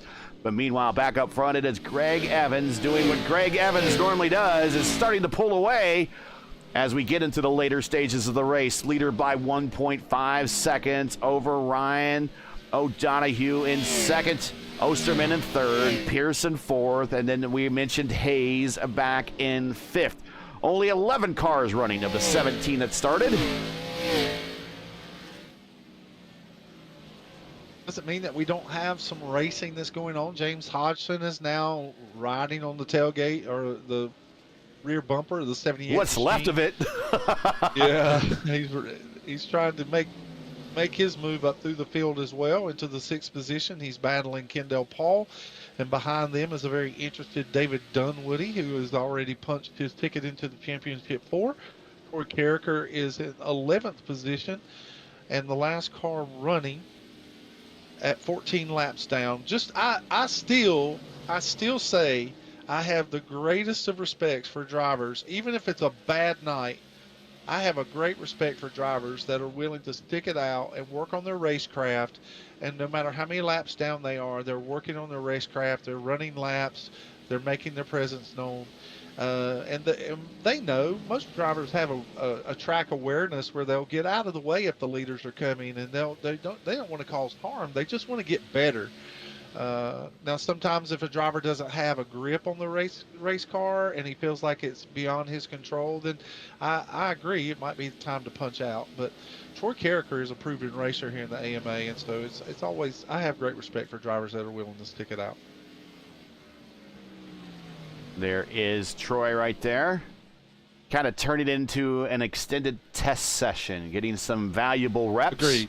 I always say iron sharpens iron. The more you put into whatever you drive here in iRacing, whatever you drive, you don't have to have the biblical on us, I see. Yeah, you don't have to have the best equipment out there, but if you just put in the reps and you put in the time, and as Cody says, put in the work, right? So if you put in the work, that's exactly right. You get the results, and eventually they will pay off. So maybe right now this turns into an 11th place finish, maybe with some more retirements. This turns into a top 10 here for Troy tonight, but maybe next year, a year from now, couple seasons from now, anytime, in the near future, this might turn into something he picked up valuable, might turn into a not award-winning finish, but definitely a top 5, maybe a podium. Who knows? You could also back your way into a win. Experience matters. Well, there's been some famous drivers that have said sometimes in order to win, you have to put yourself in a position to win. To finish first? First you must finish, you mean? Exactly.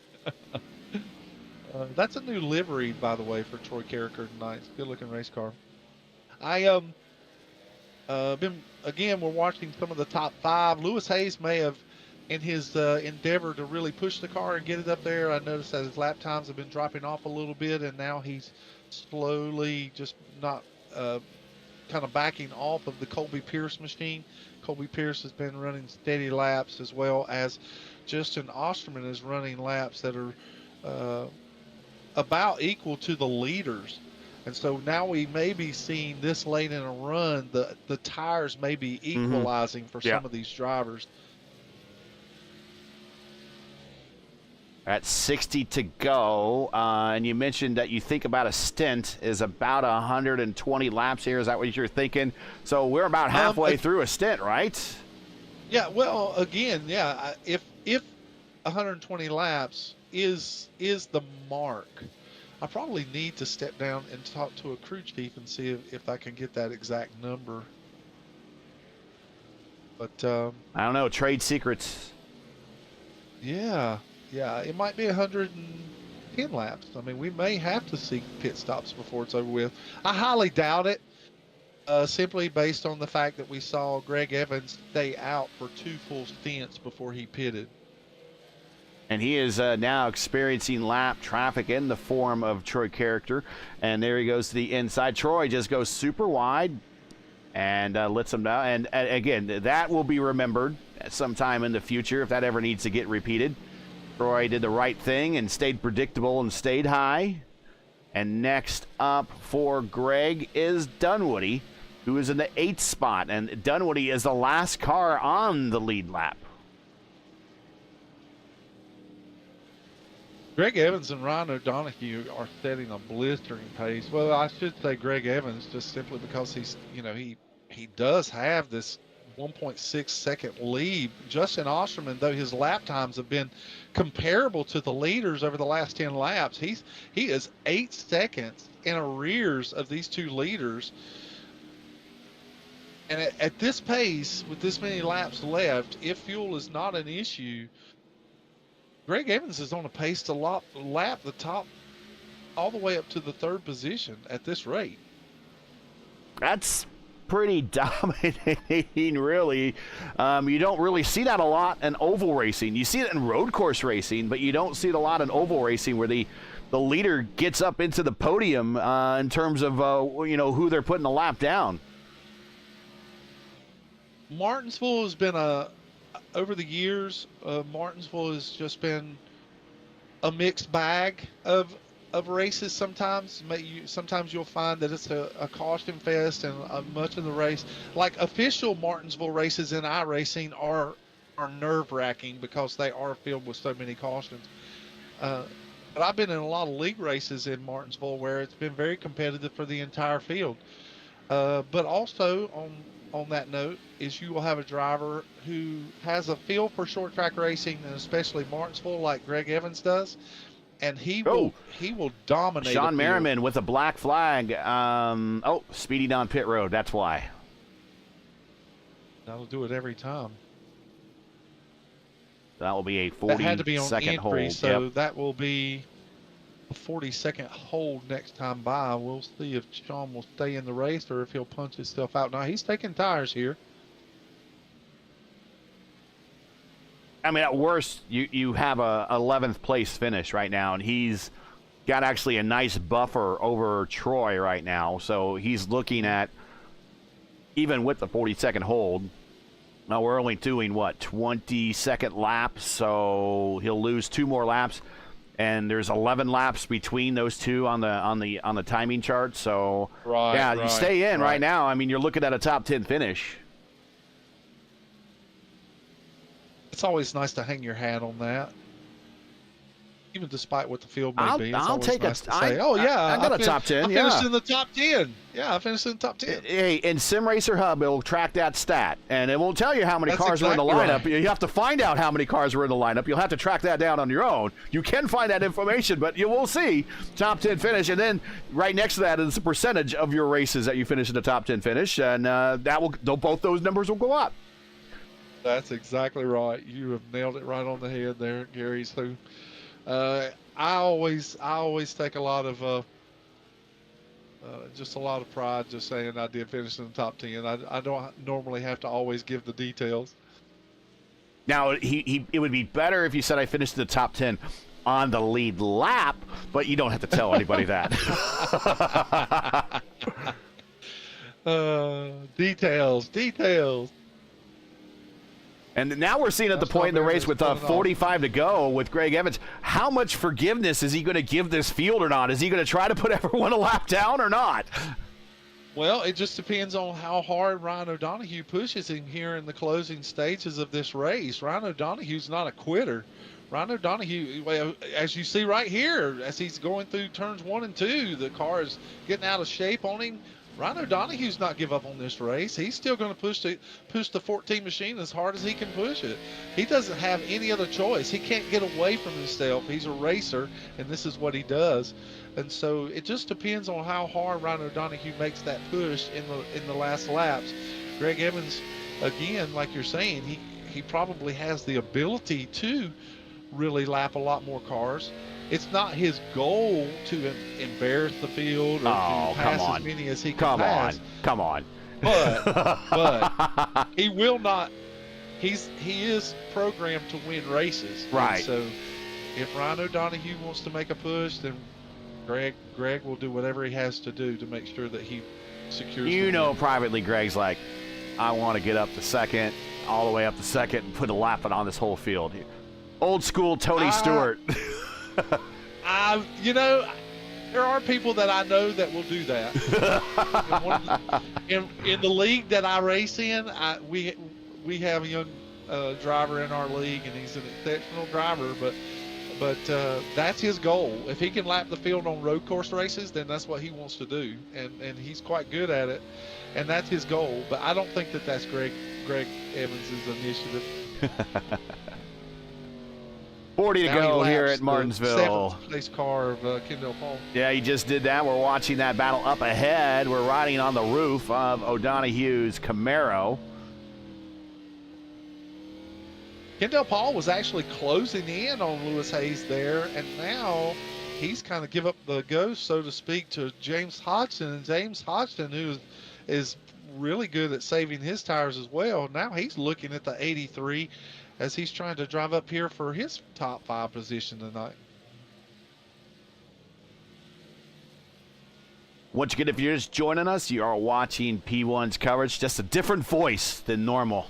But this is P1's coverage of round 32 of 33 of the American Motorsports Association Black Magic Studios Grand National Series, coming to you from Martinsville, where Greg Evans, surprise, surprise, surprise, is your current leader with about 37 laps to go. Make sure to smash that like button, subscribe to the channel so you'll miss out on the next race. The next race for us here in the American Motorsports Association Black Magic Studios Grand National Series is next week as the drivers head to Phoenix for the Black Magic Studios 200 and Championship Thursday to decide the points battles for 2025.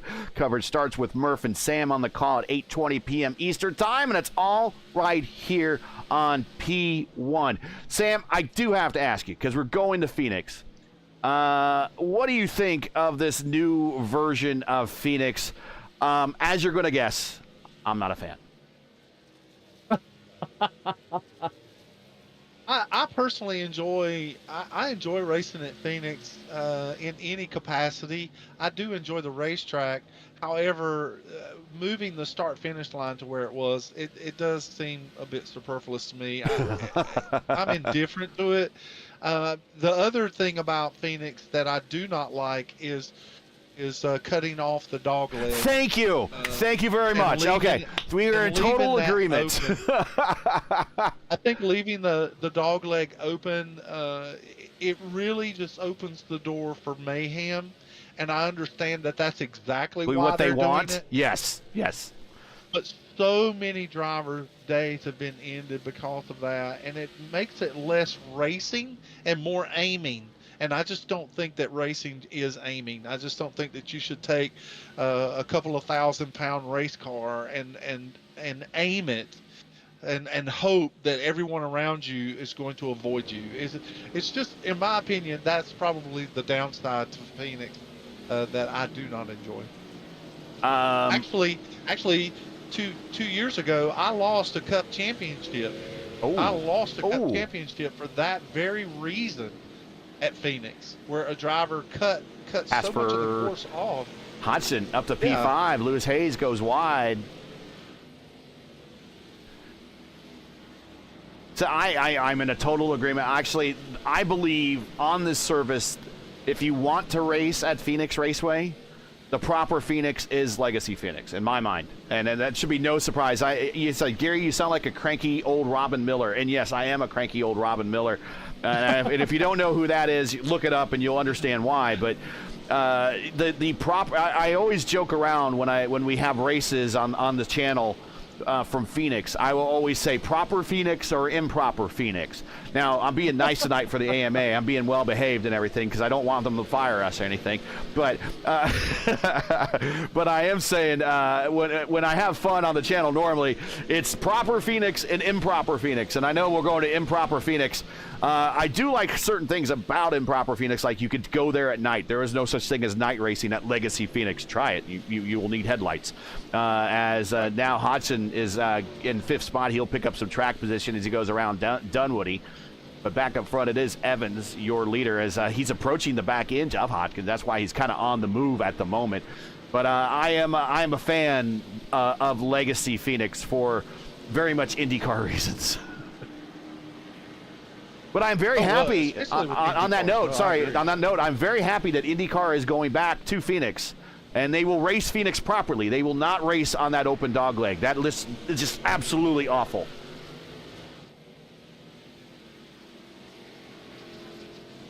But I will tell you, if by all practical purposes, their intentions is to raise the excitement level at that racetrack, and that's exactly what they've done by opening that dog leg. And it certainly has added an element to racing that has the fans' attention, and it certainly challenges the drivers. I race it. I've raced it many, many times. I've won my fair share of races at Phoenix, both proper and improper. but the truth of the matter is that it does raise a certain level of excitement for that race and challenge, and with that, the unpredictability that comes with it as well. I'm seeing some pretty exciting, at least on the IndyCar side of thing, races at Phoenix. I don't know if it really needs, and I do agree with you. The moving of the start-finish line was kind of superfluous. I think I know why they did it. I think that grandstand was newer and better equipped, whereas the other grandstand that where the start-finish line was, it was kind of out in the open and exposed and very hot to the elements. So they just kind of removed all that. I argue for the IndyCar race, they should just put a temporary starting line there, but I'm sure they've moved all the timing lines and everything, so they probably can't make that happen. But they should make, just for S's and giggles, as I like to say, the start-finish line back where it was for traditional IndyCar races there. But as for everything else, I don't care, I guess. Well, I've raced many races there to know that it can put on a good show, and I don't mind racing there. I don't mind racing there at all. But the nuances and enhancements that they've brought to the track, again, they're meant for a reason, and it doesn't make me not want to be a participant. I just have my personal preference. Yes. I have very much my grouchy old man personal preferences. I'm not calling you a grouchy old man. I'm calling myself a grouchy old man. I'm just to let you know that. No offense. I've been called worse, that's for sure. 19 to go here in Martinsville, and Evans is pulled away to a 4.7 second lead. And if this finishes as is, this is going to be a nice little stepping stone into the Final Four next week at Improper Phoenix, where he looks to crown his championship with just finishing better than the other four drivers. And knowing how Greg Evans likes to drive, that normally involves a win. It's amazing to me watching Greg tonight, and just how little how gradual. Oh, there it is. We have Pocono on the Speedway. There it is. And I'm not sure where it is. Around. Merriman? And yes, it is Merriman off of 4. Oh, and bangs the inside wall, which we've seen a couple of times. He punched back into the pits very quickly. That's why I didn't see. Yeah, and that's very good etiquette on his part, just getting out of the way. I think he tried to punch out before the caution came out. Yeah, he tried to punch out before, but it was too late. He was completely sideways on the front stretch. Well, Greg Evans coming to pit road. He's not going to play with someone else going on fresh tires after 113 laps. He's going to go in for new tires. O'Donohue is. Osterman is. Everybody is. I thought somebody might try to gamble here. Hodgkin, no way. Hodgkin is going to get the wave around, so he's going to get back on the lead lap. I thought that if he was on the lead lap, it might be worth a gamble for him to try to stay out with only 87 lap old tires. There's no way. No one. If you have a set of tires, you're going in for a set of tires. But now for the fans that are watching this race, it's gonna be interesting to see how this restart unfolds. Now, you've got Greg Evans, who has been a mainstay leader and winner here in the AMA Black Magic Studios Grand National Series all year long. 12 wins, right? Job. 12 wins, right? Is that what it's saying? 12 wins, just, double-digit wins. And then you've got Ryan O'Donohue, who week in and week out always turns one of the fastest laps in the race. He didn't win the pole tonight, but he just missed it by a mere thousandths of a second. And so you have Ryan O'Donoghue, who is extremely fast. You have Greg Evans, who's won many races. And then following these guys up will be Justin Osterman, they don't, again, all year long, he has wore the moniker of, and the title of Mr. Excitement, just simply because of the envelope that he's willing to push and try to get that car up front. And he knows that there's a playoff position on the line here. And so he's going to be up here as well. And anything can unfold in the closing laps of this race. And with honestly, a double file Yeah. restart to boot. On top of that, 13 to go. Lights out on the pace car, going green next time by Evans. O'Donoghue up at the point. Osterman and Pierce in row 2. Hodgkin and Hayes in row 3 as we're getting ready to go green. Your top 5 are on the lead lap, and here we go. A good jump by Greg Evans, and Osterman's going to try to follow him through underneath O'Donoghue. And this is exactly what Greg wants to see with trying to pull out for this lead. Side by side. Now, those are two playoff drivers that are contending with one another. They're off of 4, Ryan O'Donoghue and Justin Osterman. Oh, Colby Pearson to the rear of Osterman. Giving a little bit of a bump and run here. Goes to the inside in the 3 and 4. Oh, it's going to be interesting as they get in here. Oh, and he loses the back end of the car, but he saves it. He does. Osterman's able to pull the crossover, and now he's just going to try and keep pace with Ryan O'Donoghue. I think that Greg Evans is really... Yeah, and this is what we call closers be closing. Evans just goes purple here with 10 to go.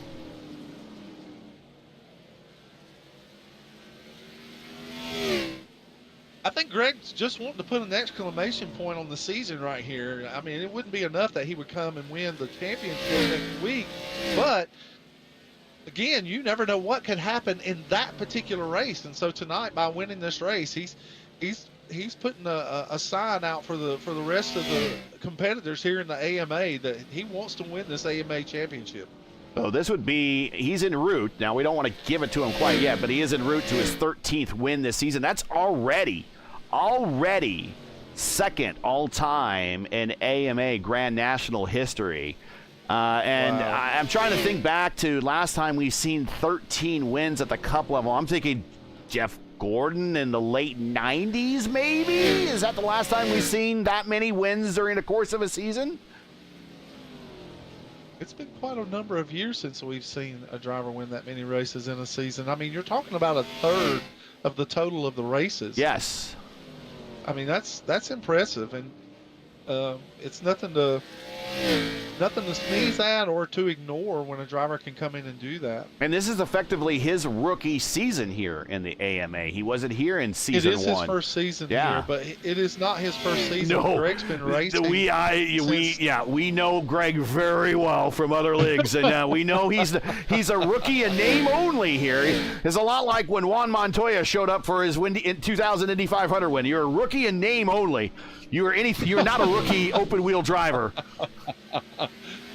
And Greg will tell you, if you ever have conversations with Greg will tell you that if he were younger, it was his wish that the NASCAR series had been in existence when he was younger, because he would have fully involved himself into that and immersed himself into that. But it came along so much later in his racing career that he just didn't feel like, and now he's a committed family man. He has a beautiful wife and daughter, and now in a career outside of racing. He's committed to those things, and now this is a true hobby to him.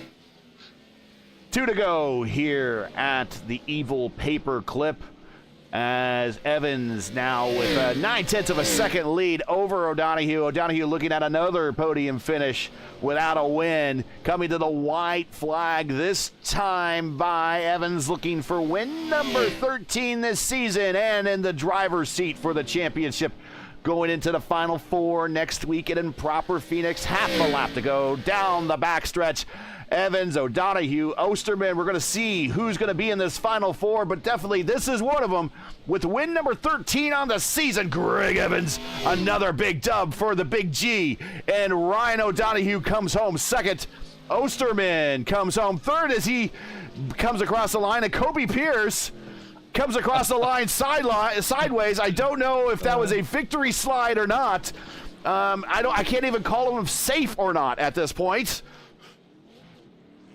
I think that was just Colby Pierce's just a attempt at just letting out a little frustration here. Just a little spent negative energy there at the end of the race. I'm interested. I do not have the final championship point in front of me, but Osterman with this top 3 finish and Kendall Paul finished in the 7th spot.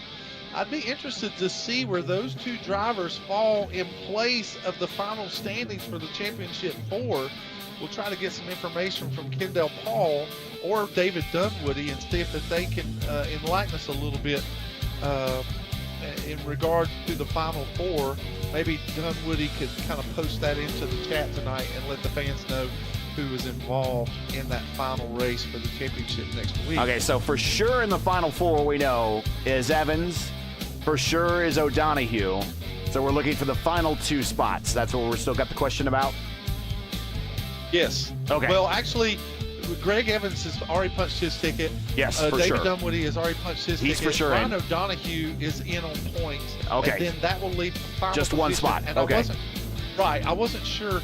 Osterman was 15 points out looking in, and so not knowing exactly where the state bonus points played into this, because they can really add up. All right, let's take a look at tonight's final results.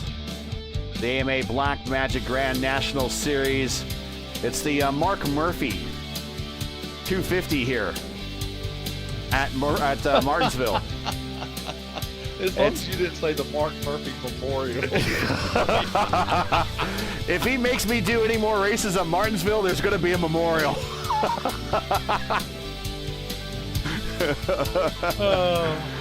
Get home safe, Mark. We just want you safe. He's gonna next time he's gonna make Gary. You got to cover me again. But it's okay. Good. I'll cover you as long as it's not in Martinsville. It's not at Martinsville. It's at Bristol. I'm like, come on, man. Come on. It's been great, and I think it's run off flawlessly. Greg Evans with the win over Ryan O'Donoghue in second, Osterman in third. Pierce and David Dunwoody is singing your praises in the chat. He says, bring Gary back tomorrow and next week. Look at there. I will say flattery gets you everywhere. But I don't know it'll get me to do you really want no, just kidding. Anyways, we got Say Hey Lewis Hayes in 6th, Kendall Paul in 7th. We got Quarter in 8th, Dunwoody himself there, the master comedian in chat in 9th, Character and 10th. And then we got Merriman. Character was the last car running. The last car in the lead lap was Hodgkins. No, I'm talking about the last car running. Yes. Yeah. Where Character was the last car. Gutnes is in 12th there. Siegfried in 13th, Dunlap 14th. Green, Roberts, Graham, Sharp, and some guy called Broadcast 2 comes in at 19th. Who'll get credit for 19th in points. Hey, I scored points. Yay. And that's a high attrition for this size of field. That attrition is very high. That's Martinsville right there for you, I'm guessing, right? This is not an easy racetrack. Even with a small field, it's not an easy. I mean, how much, as we watch this and are waiting for interviews, how much of racing the racetrack do you do at Martinsville versus racing the other drivers around you? I imagine there's a great deal of it. It's just like the YouTube, or excuse me, the NASCAR, the show for Formula One. It's a drive to survive in many cases, right? Well, I just find it. I find myself always racing this racetrack just simply because you have to hit your marks. You have to be precise with where you hit your marks, and you also have to make sure that you're not over driving the corners, and that you want to run a smooth line and keep it close to that curbing. So you're always racing this racetrack, but you also have to have this, this third sense of making sure that you're watching the other drivers, because where their marks are, what they're doing, it could be totally different than what you're doing as far as entry is concerned, and picking up the throttle and getting and making passes is such a premium at this racetrack.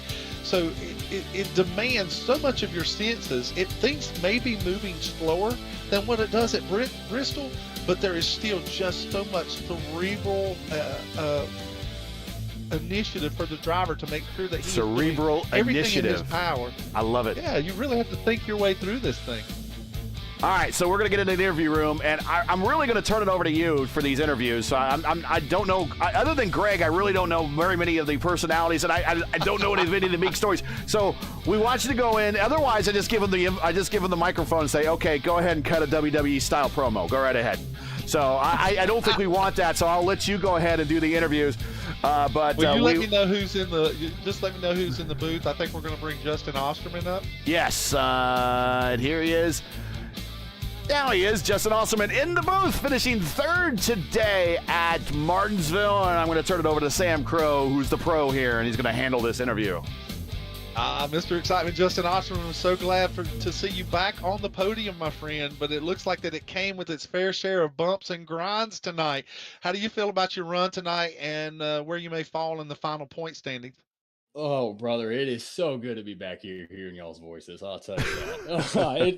These are the interviews that, man, it just makes racing worth it. I mean, I'm honestly, I really don't even know. Like, I came in here really just came in, just gonna sit in my own room, Discord. I mean, I didn't even think I got into Discord till after. So I was just gonna run my own race and just Martinsville is a hard track. I mean, you put 13 other cars beside each other, it gets even tougher. I mean, it's barely a 2-lane track, and people want to be going 3 wide sometimes. It gets fun and interesting, a little bumpy. So, I mean, can't complain, man. It was a fun race. It was just you just got to make sure you can get your left side in that like couple inches off that curb and then just ride it, and you can really feel your car pull. And you're using like 10-12% less wheel than what you usually use, maybe 20. I don't know. I'm not a pro, but I mean, it just really makes the tires last longer. And it's just Martinsville is a hard track. It really is. So you just got to tuck your head in, don't worry about everybody else, and just run your own race. And that's what we did with the 53 tonight, and it worked out for us. I am ecstatic. I'm not mad. I mean, I'd love to have a little more pace and keep up with Evans and Donahue, but I think everybody else in the league does too. So I mean, the boys get out front, and they are just gone. So I'm ecstatic. I'm happy with the results. So. Well, if you're ecstatic, then of course we're ecstatic for you, because it's always important to the drivers to always get the best finish that they can get. David Dunwoody is now unofficially, but right now it looks like that Greg, Kendall, Ryan, and David are the final 4 for the championship. But you did make the playoffs this year, and what is your feelings about now that we're down to the last race of the year, Justin? And I know that you've had this title put on you, Mr. Excitement, and you've really shown us a different side of you at different intervals during the season, where you were really hard charging early, and there were a lot of incidences that were that kind of marked your name that we've labeled you with. But then there was a segment there where you kind of backed off. You really started to learn more about the drivers around you. And then in the closing stages of the season here in the playoffs, you've kind of upped the competitiveness a little bit more. What are your thoughts? What are you taking away from this season? Well, I need everybody to take away is don't ever count the 53 out. We're gonna be here till the end, no matter what. And it's just, I mean, honestly, really, like you said, just I was going for it in the beginning, trying to get what you can, and then just kind of saw a pattern start to emerge, and it was really time to tuck the head down and start doing some thinking and just change a little driving styles. Maybe might not be as exciting to watch sometimes, but it's just working right now. I'm just trying to run my own race, not worry about who's on my net outside or who's on the window on the right. It's 53 and me, and we're just gonna do what we can. So I mean, yeah, I mean, glad you've noticed. I mean, I'm glad it's doing something. So I just Yeah. Well, Gary told me that I get free ice cream if I pay attention in this broadcasting thing. So I'm still waiting for the ice cream. Rigney's supposed to give us cookies, and Gary's supposed to send the ice cream, but it'll probably be Hey, I'll melted take by a the time it cookie. It'll gets I'll to be take it'll the be ice a cream. milkshake by the time you get it, buddy. Well, Justin, I'm exuberant for you. It's been a joy to watch you racing this season. We still have one more race to go. You have an opportunity to punch your ticket for another victory before the year's out. But as always is our custom here at P1 Broadcasting, if you make the podium, you get the microphone, my friend. So shout out to friends, family, whoever. The mic is yours. Number one with shout out is my girlfriend. Honestly, she's been with me through a really tough time this year, so I just can't thank her enough for everything she does for me. That's the And smartest thing you said all day. So little right there. family we've got. Right there. That's the smartest thing you said all day. That's where you need to end it right there. Just Hey, She I must- just want to she say must it is be an listening. honor to finally meet you, Mr. God. So I've heard so many things about you. oh no no no no no! Don't no. don't do that to me. Yeah, I just want to thank Black Magic for everything they do for me, and all my boys at Dark Horse got them behind me, and I love them. We got real brotherhood we got going on. Carry All RC is my sponsor, and I got another sponsor coming next year. We're gonna be talking to him. So, great friend Randy Dunlap. Hopefully, gonna be working with him. So, I just want to say thank you to him and all the help he's done for me in my little camp over here. And I think that'll do it for me tonight. Congratulations, my friend. Yes, sir. Thank you. And we'll move him up into the waiting room. And yeah, if you're looking at sponsoring that car, there you go. It's right on the stream, getting a lot of stream time. So if you could put your name on the side to join that car, you might see it more on the stream with your sponsor and your company. We got O'Donohue coming up next. Although I think you might, I like the title of Mr. Excitement on Justin there, but the last Mr. Excitement in stock car racing wasn't always as exciting. Jimmy Spencer, I think the most expensive, most exciting thing about Jimmy Spencer was seeing if he could fit through the window of the car. So I don't know if we want to keep calling Justin Mr. Excitement, but we could maybe certainly come up with something like the Big E or the Excitement or something like that, or the most electrifying like the Rock or something like that. But very, very good finish for Justin. I just don't know if we really want to put him in the same category as Jimmy Spencer. Well, if you've been watching the series this year, you know exactly that name fits in perfectly. All right, congratulations to Justin for his podium. Let's bring in Ryan O'Donohue today. This is the guy I know has actually had some IndyCar experience and learned pretty well over there and put the car on the second step here at Martinsville. Go right ahead, Sam, to make this interview sound a heck of a lot better. Ryan O'Donohue, so excited for you again. Another podium finish. It is always a delight to have you in the booth with us. You already know that this year, me getting to know you on the racetrack and calling these races with you in it, I am a big Ryan O'Donohue fan. You have won me over this season.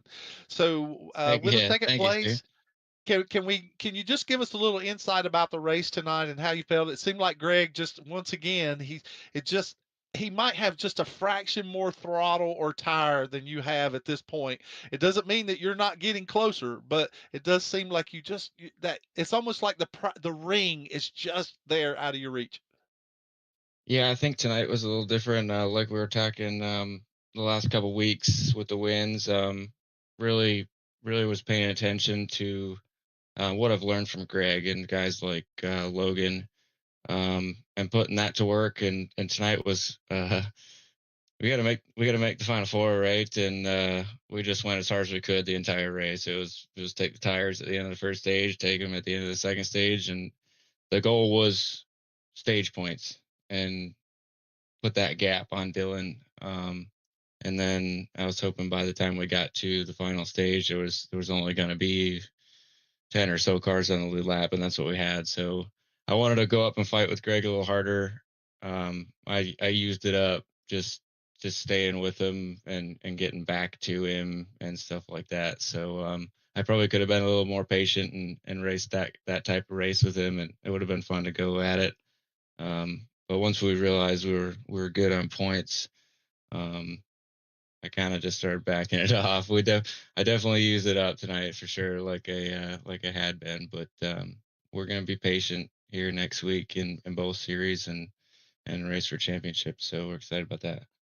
Well, it's just it really it's a reward for all the fine racing that you've done this year.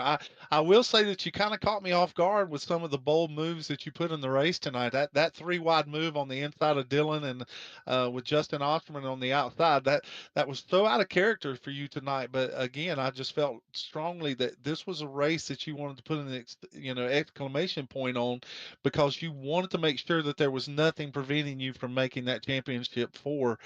Uh, with this points race now behind you, now you've secured your position, and you'll be racing Greg and Kendall and David Dunwoody next week for the championship. Now that you put yourself in this spot, how do you reflect back over the year and then concentrate on one more race, Ryan? Like I just said, it's just a culmination, right? I've learned a lot this year from different drivers and learned a lot from myself too. And, a reassurance from you when I was having a couple rough weeks and it's starting to pay off, right? I think we can go into both races and both series now, with a lot in our pocket and put it all in there, put it all to test and see what we've got. I think I've been going over some different strategies for both series, Nice. things that could happen, right? And when you want to make those decisions that are going to be important. And yeah, I think we ran good there in the GNS earlier. I know, I think it was Dylan too, unfortunately, that we just knocked out of playoffs. I had an oopsie there off of turn 2 and about wrecked the whole dang field. So we won't do that, but we were running good up until that point. So I think it'll be good. I do have one follow-up for you before you do the shout-outs here. At one point early in the race, about lap 80 or so, you went 3 wide into turn 1. Did you pick up any damage from that? Any unseen damage that we possibly going to pick up? Because I know at that point, then it was kind of hard keeping up with Greg. I know it's kind of hard in general to keep up with Greg, but that 3 wide incident that went through turns 1 and 2, did you pick up anything there? I don't think so. I didn't see anything on the pit stop. It wasn't. I wasn't trying to repair anything. So I don't think that had any effect on it. I think that move, that, like Sam said, is definitely kind of out of character for me, but Martinsville, you just, I knew what the goal was tonight, and I hate to put anybody in a bad spot. I don't, like Sam said, I don't race like that, but it was get to the front, right? And at these type of races, it was try and control a race if possible. I was trying to push Greg as hard as I could to be the leader, because that starting second on the outside there is just a major disadvantage, right? You want to be in control of the race, very much. And especially if it goes like it did in the spring, just caution after caution, you need to be that leader for that kind of stuff. It was awesome to have some green flag runs tonight. That was so refreshing. You certainly got it there at the end, and so here we are again, Ryan. I'm excited to see where the season's going to end for you here in the Grand National Series, and as is our custom here at P1 Broadcasting, you've earned the spot on the podium, and so now you've earned the mic. So, friends, family, shout outs, all yours. Yes, sir. Girlfriend, as always, she's put up with this nonsense all year long. So another smart man. Her, yes, sir. Matt Surgical Supply, Maxima Racing Oils, Heatwave Visual, AMA. This is awesome. I say it every week. Whenever we're up here, such a great league. Kendall, all admins, everybody that does something for this league is a lot of fun racing with these guys. Got 2 more to go. And look forward to next year with these guys for sure. All their sponsors, Archway Industrial Coatings, Black Magic Studios, Track Racer, got a beautiful rig under me here. Rogue Energy, Admin Box, P1 Broadcasting. Cool to hear from you, Gary. Hope to talk to you again here soon. And everybody watching, I hope everybody enjoyed it. Well, thank you very much, Ryan. Yeah, thank you very much, Ryan. And finishes second and off to the Final Four.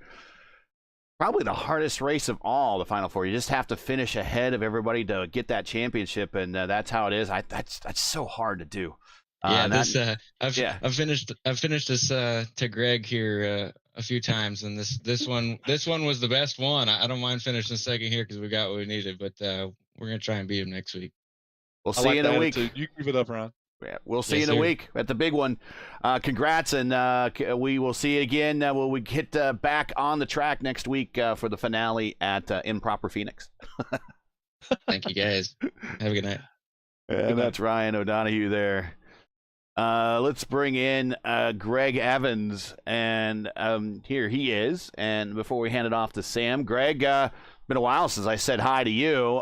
Win number 13. Now, I am a baseball player. I'm an ex-baseball player, and I'm very superstitious. Win number 13. Do you just take that as another win, or don't even look past the number 13 in general, or any type of omen going into the final race of the season next week for the championship? And then I'll turn it over to Sam for his line of questioning for you. I'll just say this: I would rather have 13 than 12. So, I mean, I think everybody has the superstitions, but my plan is hopefully maybe we can change that 13 to a 14 next week. And but yeah, I just no superstitions, but we'll take 13. Well, Greg, congratulations again, man. It's just, you know how I feel about you and your racing. You are probably one of the most prolific drivers that I've raced with here in the sim, and not just the racer that you are, but the man that you are. And so I appreciate you so much, and I'm glad to see that you've had the season that you've had here in the AMA. But there's still one more race to go, and I know that you've not put that out of your mind. I am a little curious though tonight. Did you show up tonight just thinking that there's nothing that you wanted to do more than just to once again win a short track race? You love short track racing. Oh yeah, Martinsville is probably, you probably know, is one of my favorite races or racetracks around. Right. I kind of playing a little bit of a game with O'Donohue on the first run. He wanted to go, and I was like, man, I really had it in the back of my mind that I didn't want to pit the first stage. I wanted to save a set of tires. So I I let him go when I got a chance. And then I tried to pressure him a little bit, try to get him to use his tires up. And he came down and I wanted him to think I was pitting, and I stayed out. But even through all that, it just kind of played out anyway. He got to me on the second run, and I was able to kind of hold him off. I tried a few things and learned a lot that second run. And but yeah, Martinsville is just one of those races. If you get a chance to win it or run it, I always want to try to win it. So maybe we can put a little bit of doubt in their minds for next week. Phoenix it's a crapshoot. Yeah. It's a crapshoot. I mean, it's usually I'm pretty good there, but I have struggled there before. So we'll just try to get some practice in this week and see what happens. Well, with that in mind, now that you've had a season now here at the AMA, and you've had your experiences in many series. You and I have raced in a number of different leagues and things over the years. And what is your evaluation of just what people can expect to see here in the AMA, and what your year's been like for you here in the AMA? It's really honestly been one of the most fun seasons I've had. There's been a lot of pressure, and but I really feel like Kendall and his guys, they run a really good league that is fair to everybody. I don't think I've really had to question one call or anything all year. So it's been a lot of fun. If you're looking for a good league to come run, I would definitely recommend it. I don't know what Kendall's plans is next year. But it's been a lot of fun. And like I said, the broadcast really makes it for me even more enjoyable because you can go back and kind of watch the races. Actually, I went back and watched the race from us earlier this year, and that's whenever I kind of made my mind up that I really wanted to save a set of tires because of the way the last race played out. So, man, it's a great league. That was the one Kyle Heath came back and won. Yeah. I pitted a little. Yeah. I used my last set of tires too early, and Right. I was like, man, if this plays out like it did earlier this year, I want a set of tires. So that was my goal. Well, Greg, I knew coming into this thing that this was your playground. You love this racetrack. It's one of your favorites. It is really one of the tracks that you excel at. But now that with Phoenix ahead of you, is there any thought process about how you're going to approach the race there? I know you just said a few moments ago that you've had some tough races there, but you've also had some successes there. Where does your mind and your heart take you next week? I feel pretty confident. I ran a race Tuesday night in another league started up for the winter season. And they ran Phoenix. It was an ARCA car, but it was a lot of fun. I feel like I learned what not to do in that race a little bit.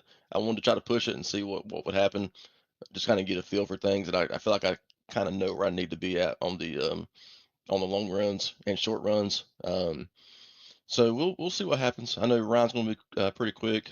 Kendall's going to be fast. I think David Dunwoody's in there too. So hopefully.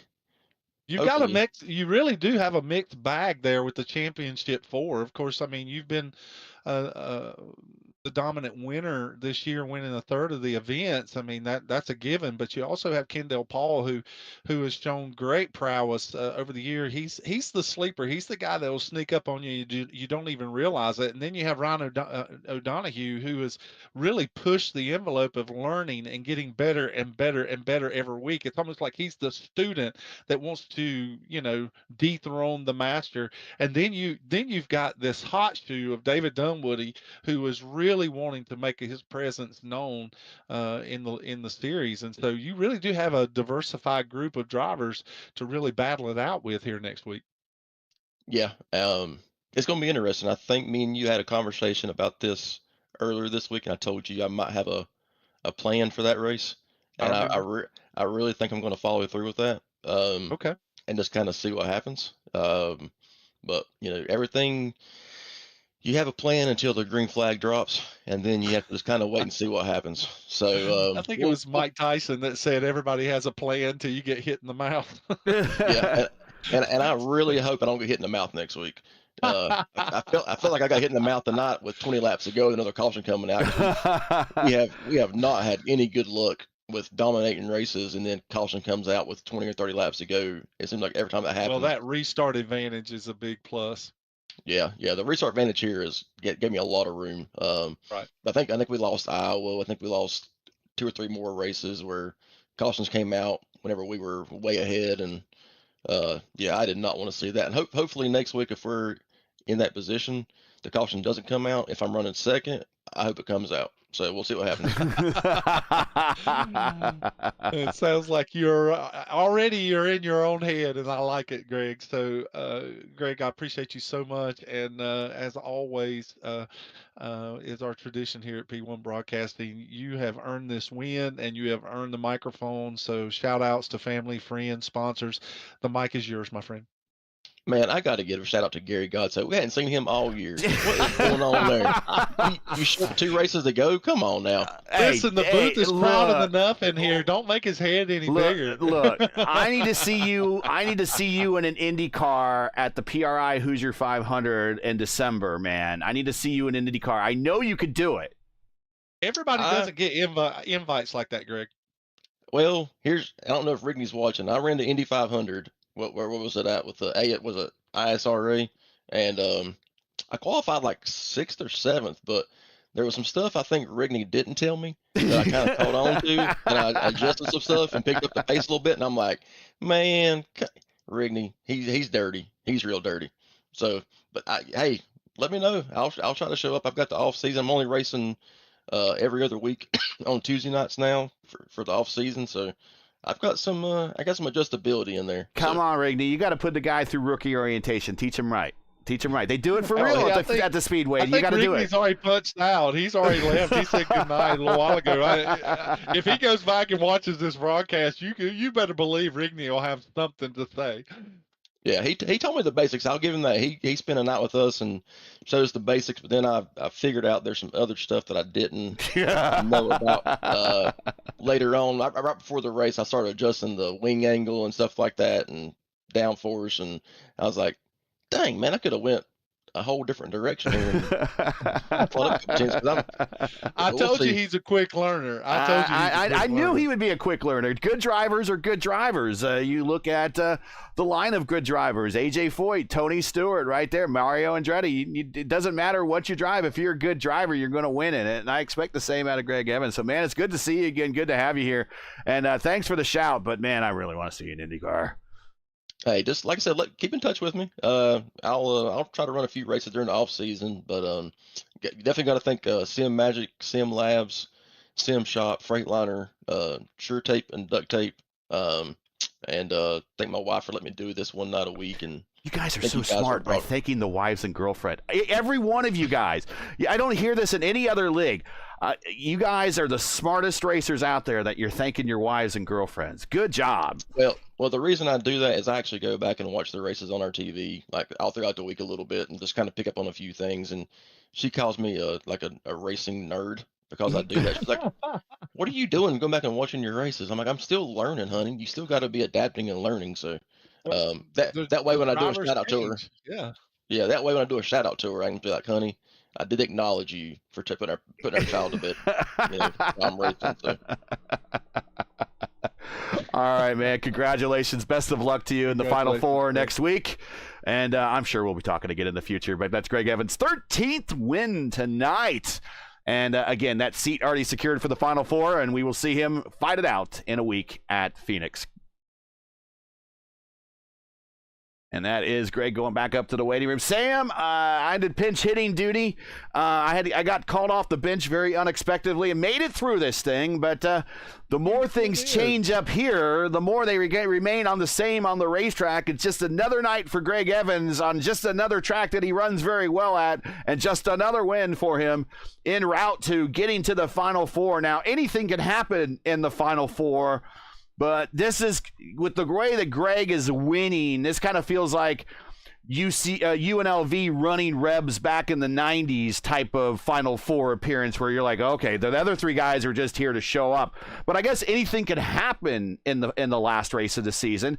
So what do you think going into the final race of the season with this four and the dominance that Greg has showed coming into this race, again, dominating, winning, and then going into this Final Four really kind of as, I'm going to just say it, as the favorite? Well, there's no question. You look at a driver that comes into a 30-plus race season, and that driver wins a third of those races. It really does put the onus on his back, and with that responsibility, Greg is no stranger to it. He's equipped for that kind of pressure because he's been faced with it in this hobby in the past. You will look at it and you think, well, he's the odds-on guy. It's a shoe-in for Greg, but that's just not always the case, especially at a track like Phoenix, where sometimes things can happen that are unpredictable. And even like Greg was saying, there's been other races this year that he felt like he had an opportunity to win those races, but advantageous or disadvantageous cautions would fall at the most inopportune or opportune time for others, and it caused him not to win those races. And so there are variables in racing that you cannot predict. And so with that, you cannot necessarily put it just on one guy. Now, if we were betting, if I was a betting man and this was Vegas, yeah, the odds are in Greg's favor. But as I said a little while ago, there are other drivers that are in this championship four. As we were talking to Rhino Donahue has been going to school the last 10 races, especially. He wants to be better than Greg Evans, and he has the capacity to do that. And then you have Kendall Paul, who has beaten Greg Evans this year on the racetrack under green flag conditions. And then you have David Dunwoody, who has proven that he wants to and he will do whatever he has to do to get to the front of the field, even at the capacity of using up the race car. So anything is possible with these drivers, and I'm excited to see how it's all going to play out next week in Phoenix. All right, and we'll get it ready to close out here, but just one last time, make sure everybody give us the old thumbs up and like, share, and subscribe. We certainly would appreciate that. And thanks for putting up with me tonight. It is back to it is back to normal tomorrow night with Murph and for the rest of the season. But tonight we're going to wrap up here with Greg Evans as your winner. Let's get on out of here and give everyone back their Thursday night. Give me back the Thursday night that I had free. I thought I was going to have to start you this. Have the rest of it. You can have the rest. You know what? I had a flu shot today too, so I totally plan to just be hanging out tonight doing nothing. Yeah. Well, yeah. How did that work out for you? So far, so good. But big time pinch hitting duties. You know, big time players come for big games. It's not quite a big game today, but you know, I'm here. I did it, so I feel pretty good. And I'm the better for it. But let's get on out of here. That's it tonight. Once again, your podium here from Martinsville. It's Greg Evans with the win. Ryan O'Donoghue comes home second. Justin Osterman comes home in third. Join us again next week for round 33 and Championship Thursday of the 2025 campaign as the teams and drivers head to Phoenix Raceway for the Black Magic Studios 200 to decide the season title. Coverage begins around 8:20 p.m. Eastern Time. Again, that's 8:20 p.m. Eastern. Remember, as always, for the correct time in your area, you can find everything right here at YouTube at youtube.com/@P1 Broadcasting. Now, as you know, the YouTube algorithm game is not an easy one, so please help us out and support P1 with the weekly grind. Leave a comment below. Let us know your thought on tonight's race. And if you enjoyed tonight's coverage, support us by smashing like in the video. If you're new, click subscribe. And while you're at it, hit the bell for weekly reminders so don't miss out on more of P1's other iRacing programming, including tomorrow night. It's the Archway Industrial Truck Series. They make their return to tackle this very same Martinsville Raceway for 200 laps. Who will make the Final Four for the playoffs for the finale at Phoenix for the Truck Series? We'll tune in and find out. Start time is 8:20 p.m. Eastern Time right here on P1. Promotional consideration paid for by the following. Black Magic Studios is a title sponsor of the American Motorsports Association Grand National Series. To learn more about Black Magic Studios and what they do, you can find all their social media links in the description. The AMA wants to thank Black Magic Studios for being a title sponsor of the series and encourages everyone to apply a little black magic to their next livery choice. Track cams for this race are provided by Whiplash Sim Cams. Get the most out of your iRacing experience with Whiplash Sim Cams. To learn more about Whiplash, like them on Facebook. You can follow them on X and Instagram. All the links you need are in the description. For business inquiries, to learn more about P1 and what we do, like us on Facebook. You can follow us on X and Instagram, and you can follow all of our social links on Linktree. And again, of course, they're all in the description. So for Murph, who we don't know, I'm sure he got kicked out of Disney. He had to get kicked out of Disney. There's no choice. He's got the broadcast messiah, Sam Crow, right here. Thank you very much for saving me tonight, Sam. That's why you're the messiah. You are my savior. Everyone here at Black Magic Studios, the AMA, and at P1, I'm Gary Gotso saying all good night, and thanks for watching, and all of our men and women serving in the military, and as first responders, Godspeed, God bless, and come home safe. Catch us again next week at Phoenix for Championship Thursday, the Black Magic Studios 200 in the next race of the American Motorsports Association Black Magic Studios Grand National Series, all right here on P1. Good night, everybody. Don't miss it. Good night.